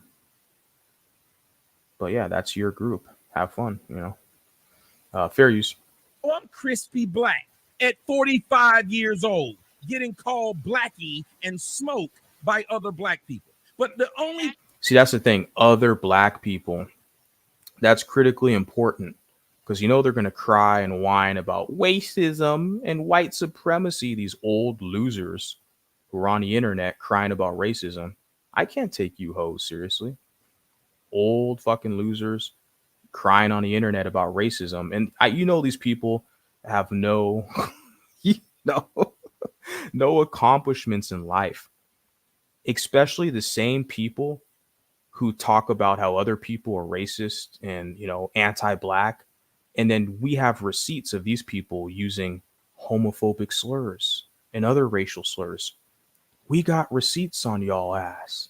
So I just find it funny, the level of hypocrisy for some of these characters to go on the internet, YouTube I'm talking about now, that want to be like, you anti-black, you racist. But it's like, we have receipts on you saying some homophobic shit. Like, we got receipts on your ass too. So I don't know, like, the need to just try to flex and shit. But like I said, the thing with this cat, Sotomayor, is that he said it's black people that are calling him, crispy and this other crap. I mean, I used it for the thumbnail, but I'm not a fan of this guy either. That's probably why I decided to use that, crispy. But that's what other black people call him, right? So it's not the mean old white man that y'all love to cry about. So it's your own folks, right? Fair use. people we're supposed to, but no. But the only people we're supposed to have a problem who does it is somebody who light skin who does it to a woman, not a man. I feel like it's wrong. I feel like it's wrong on all ends, and I feel like we also have to point that out too. Somebody pointed out in the comment section that when I said that to you, we actually have to point that. Well, no, out. I feel you, but hold on. Somebody pointed out in the comment section that even when I said it to you, you found it humorous. You laughed. Wait, I laughed? That's what we heard. You might have not. No. You gave a chuckle. Yeah, you gave a chuckle. No, when did I blow? When I said what the guy called me. I did not laugh. Did anybody in this room? I need somebody to come up and say something because I did not laugh. I probably blow my breath, but I didn't. Okay, laugh. that's good. I didn't chuckle. I don't find stuff like that funny. So whoever in the comments needs to shut the fuck up because I know I did not fucking laugh because I was just about to point out another point that I feel like that's not okay either because I feel like black women do they won't date a certain man with a certain tone or certain features if his eyes is too big or something like that. I was also about to point that out too, and I wasn't about to just go ahead. This conversation. Well, it's interesting because like even the Crimson Cure, she has a channel here on YouTube. Crimson Cure pointed out too the hypocrisy with a lot of black women. Like I've already pointed out where they'll say they want a dark skinned guy. But then it's like, okay, well, how does the light skinned guys feel? Because maybe they like you. You know, there's a lot of light skinned guys who like dark skinned women, right? But you're telling them, well, you prefer a dark skinned guy. And you're like, okay. So how does that make them feel, right? You don't care about them. But when a guy that you like, so if it's a dark skinned guy, if he tells you, I don't like dark skinned women, I want light skinned women, they feel a certain kind of way. So like everybody has their preference, what they like. For me, I like mulattas and mestizas, right? I like Latino women and even Hapa women, etc. I like mixed race women, but it's like I do have definitely a preference. So we all have preferences, right? But it's just crazy how there's a specific demographic who really like cry about the whole colorism thing, but yet they have their own standards, what they want in a man. So like they can want a dark skinned man and they don't want the light skinned man. They just look at them, oh, you're not important or you're weak, which is another racist stereotype they promote and stuff like that. But when they're not the first choice, when you don't choose them, they feel a certain kind of way. I mean, I'm just pointing out the hypocrisy. I've been seeing this stuff, right? In this marketplace. It's kind of laughable, But continuing on, fair use. It could go anyway. So whoever said I fucking laugh, fuck you, because I don't feel like that's fucking funny. Yeah, well, go ahead. A lot of them are saying they didn't hear you laugh, and we could go back, but I don't have time to rewind it. We'll do it afterwards, but I want to hear what her point. I don't want her to lose her point. Shit like that funny. Yeah, and I don't want her to lose her point. So go ahead and the point you were going to make. Damn, I'm trying to go back to it because that just low-key pissed me Odell off. Beckham has done nothing wrong. He even came out in support of Sha'Carri Richardson, but yet women call him color-struck and said they hope his relationship fails because he's with a Latino woman or a white woman. She's really high. She's almost white. And they got mad at him, and he did nothing wrong. But black men don't get mad at a black woman because she's dating a light-skinned dude or a white dude. We don't boycott anybody. There's not one woman that's ever been boycotted by black men because she refused to date black men. That black women in general, just like when you say black women are intelligent, not all of them. Yeah, it's crazy that he has the energy to do this, to argue with other black people. He has the energy. I don't know, man. I don't know how he has the energy. It's kind of his theatrics. It's like entertainment for him, WWF style. Because he's putting on a show, like a court gesture. I don't know. But yeah, arguing with all these black people, like I just removed myself, man. Like I said. But yeah, on YouTube, you want to create a space. I mean, everyone's going to tune in and listen. Like I said, I got a lot of people who probably don't even like me, but they tune in. Well, I guess they kind of do like me to an extent because they're listening. But I don't know. It's kind of sad because people I don't like, I don't even listen. Fuck them. But everyone is not the same.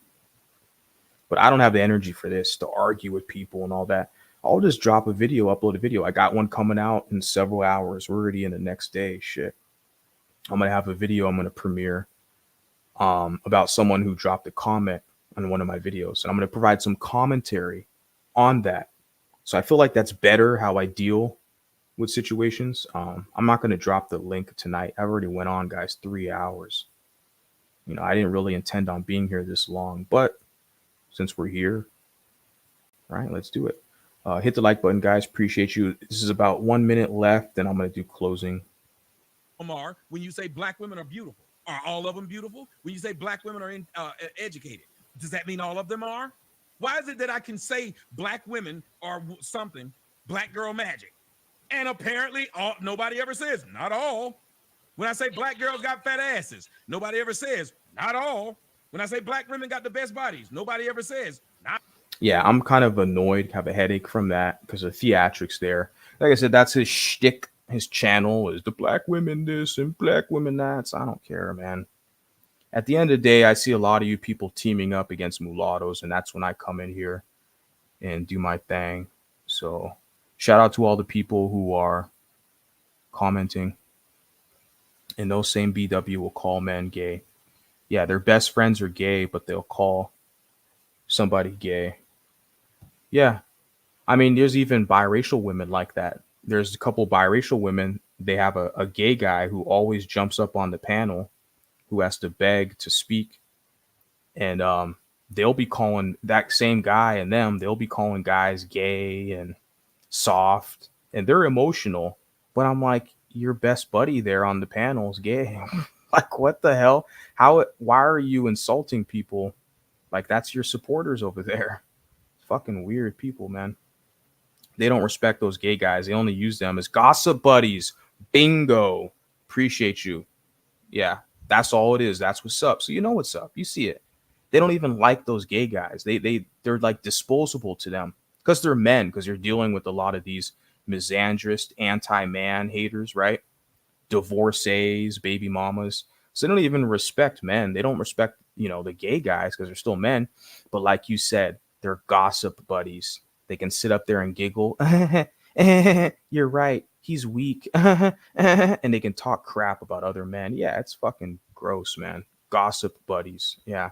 Because what kind of man is going to sit up there with women and gossip about other dudes on a public platform, even in private? I'm like, bro, you're not a man worthy of respect. That's some moist shit. Yeah, he said Sotomayor's on Rumble. Like I said, I got to get over on Rumble too. Shit, I got an account, but I'm not putting content right now. I've seen him call out black men. Yeah, but there is biases on his channel. That's why I don't really listen to his stuff. It's he like I said, he has the energy to go back and forth with black women, But I usually his stuff is geared mainly like with black women, so that's why I don't really tune in. It's whatever, I try to keep it balanced here. People say I'm not balanced because you never called out your white side. I mean, I don't see white people who are crying about my channel. White people leave me the fuck alone, and I do the same with a lot of them. I go into white spaces as a mulatto, as a biracial with this channel, this username. I go into black spaces with this channel, this username. I go around everywhere. But the only people who come to my channel or who listen to my channel, then they go on their little channel and cry and complain about racism, these are blacks. So I'm like, yeah, if you want to cry racism and talk about mulattoes, well, you have your mulatto agent who's taking notes. They want our phenotype associated with their community, like somebody said earlier. Interesting. She's Dominican, and blacks have a bad habit of extra grading the blackness of the Dominican community. Most Dominicans that I've seen look either like Danny, blacker. Yeah. I feel for the Dominican people. The mulatto flag is actually, branded, I guess you can say, or drafted from the Dominican Republic. I feel for the Dominican people because I can kind of see their plight. I'm not Dominican. I don't have any like Spanish blood or anything like that. But I sympathize with them because I see what black Americans do. Black Americans will gatekeep them and tell them, well, you're not black like me. You're not ADOS, FBA. Because I see it on Twitter with these black supremacists, these pro-blacks, the FBA, black supremacists on Twitter.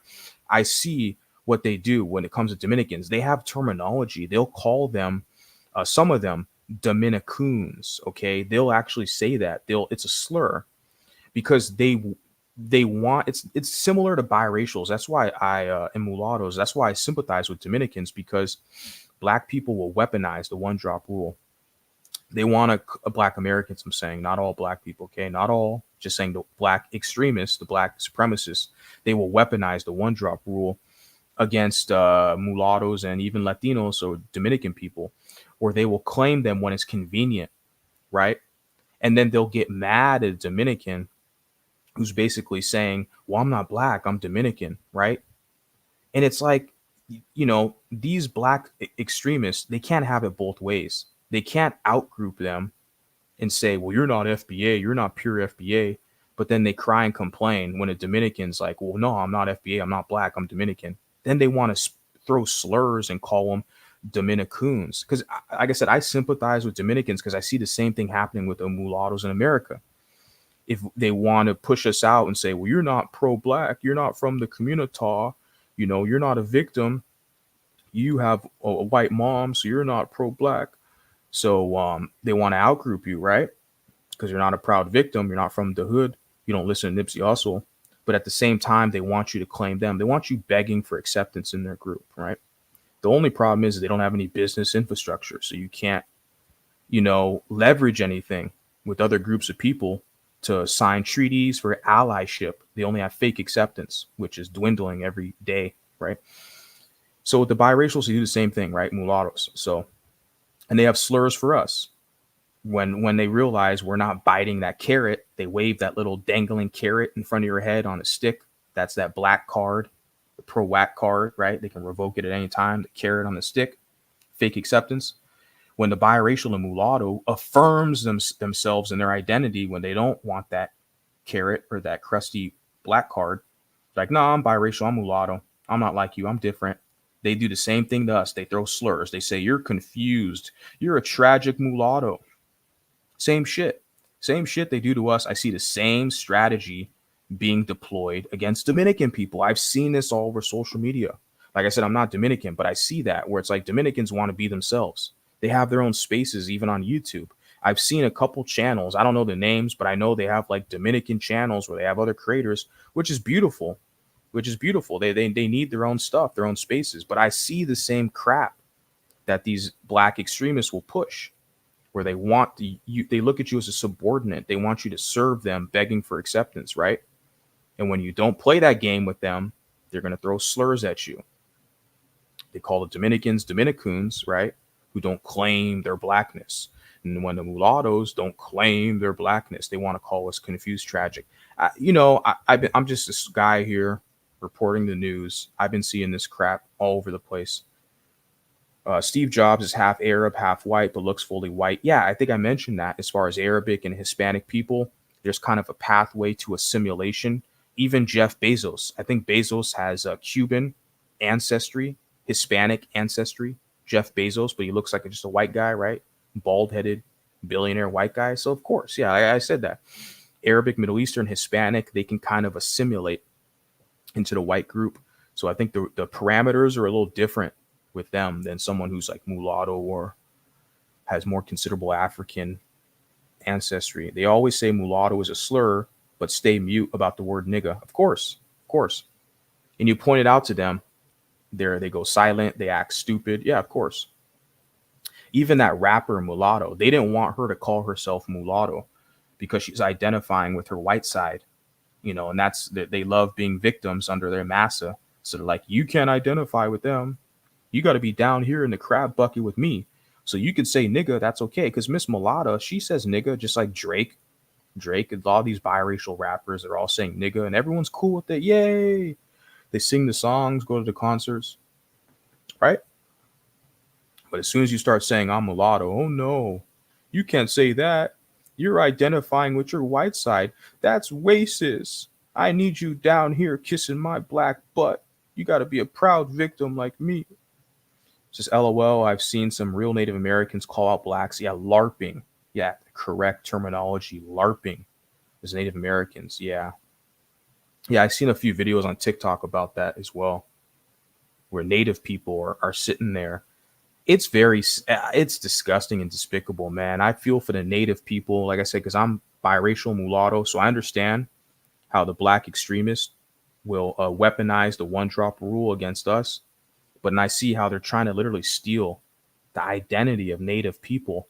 It's treason. It's disgusting and despicable. But you have to understand you're dealing with a group of people who used to be slaves in the country. So their whole identity, culture was ripped and stolen from them. So they don't know who they are. They don't have a sense of culture and identity, right?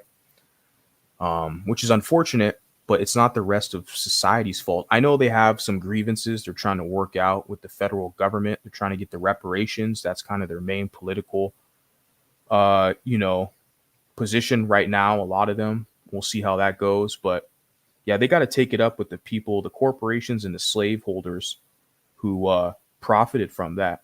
They can't blame the rest of the society because they hate themselves. Me as a biracial, I'm very bold. Like I don't know you shit. I'm not from your community. I don't give a fuck. I don't know you nothing, and I'm very unapologetic about it. I'm actually very diplomatic on this platform as I can be, right? If I want to keep the channel up, but in real life out here, yeah, I don't know you shit, and I move around like that, like I don't, and the rest of society kind of feels that way too. That's why you see conservatism on the rise, because a lot of people are fed up with it, right? They don't have to apologize for who they are to appease other people. But that's a whole nother political discussion. Let me move on. It says in New York, the black men are notorious for pretending to be half Dominican or Puerto Rican. I've seen some Dominicans complain about this. Yeah, that's believable. The baby even wore a diaper out in public. Yeah, I know. I saw a picture. Yeah, this is a grown man calling himself the baby. But remember, he's dark skinned, so he's tough. He's a real one. He a real one. Remember that? Yeah, you a real one. Yeah, it's the community. He's a baby. He a whapper, man. He from the hood, man. You know what I'm saying? Listen to Nipsey Hussle from the hood. You know what I'm saying? You finna get that, homie. I remember a decade ago, black men spread a bunch of light skin memes. Yeah, on Twitter. Yeah. Yeah, I heard it. I've seen some pictures like that. Yeah, I don't do all the light skin stuff. Like I said, I'm only light skin around these blacks. I mean, everywhere else, I'm just, look like a ambiguous guy. I look like I could pass. I could be Puerto Rican or something. I tell people, I joke, I'm Puerto Rican passing. Because people don't know what the fuck I am. A lot of people are like, I don't know. Like, what are you, man? What are you? Are you mixed with what?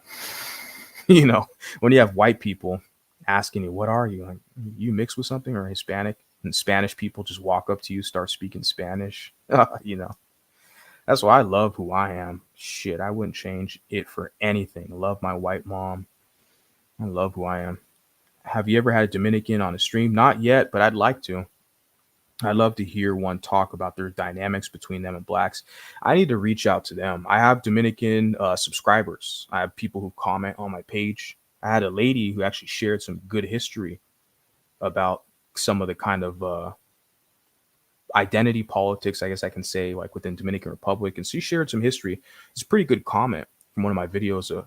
I did a language video about language acquisition, how our job here in America, it would be extremely beneficial for us to learn Spanish, learn Espanol, which I'm doing. I'm focusing more on Portuguese right now, which every day I'm learning some new vocab and stuff. We all got to do that to connect with some of these other people. So I definitely, this channel is open to Dominicans. I need to do the work and reach out to them. Now that you mentioned that, I got to probably hit up some people. Because, yeah, I definitely want to get some Dominicans over here. And this is definitely a welcome. Like I said, the mulatto flag that was developed by Richard Miller about 20 plus years ago, around 20 years ago, was literally drafted off the flag of the Dominican Republic. So there is a connection there that we need to explore and look into that.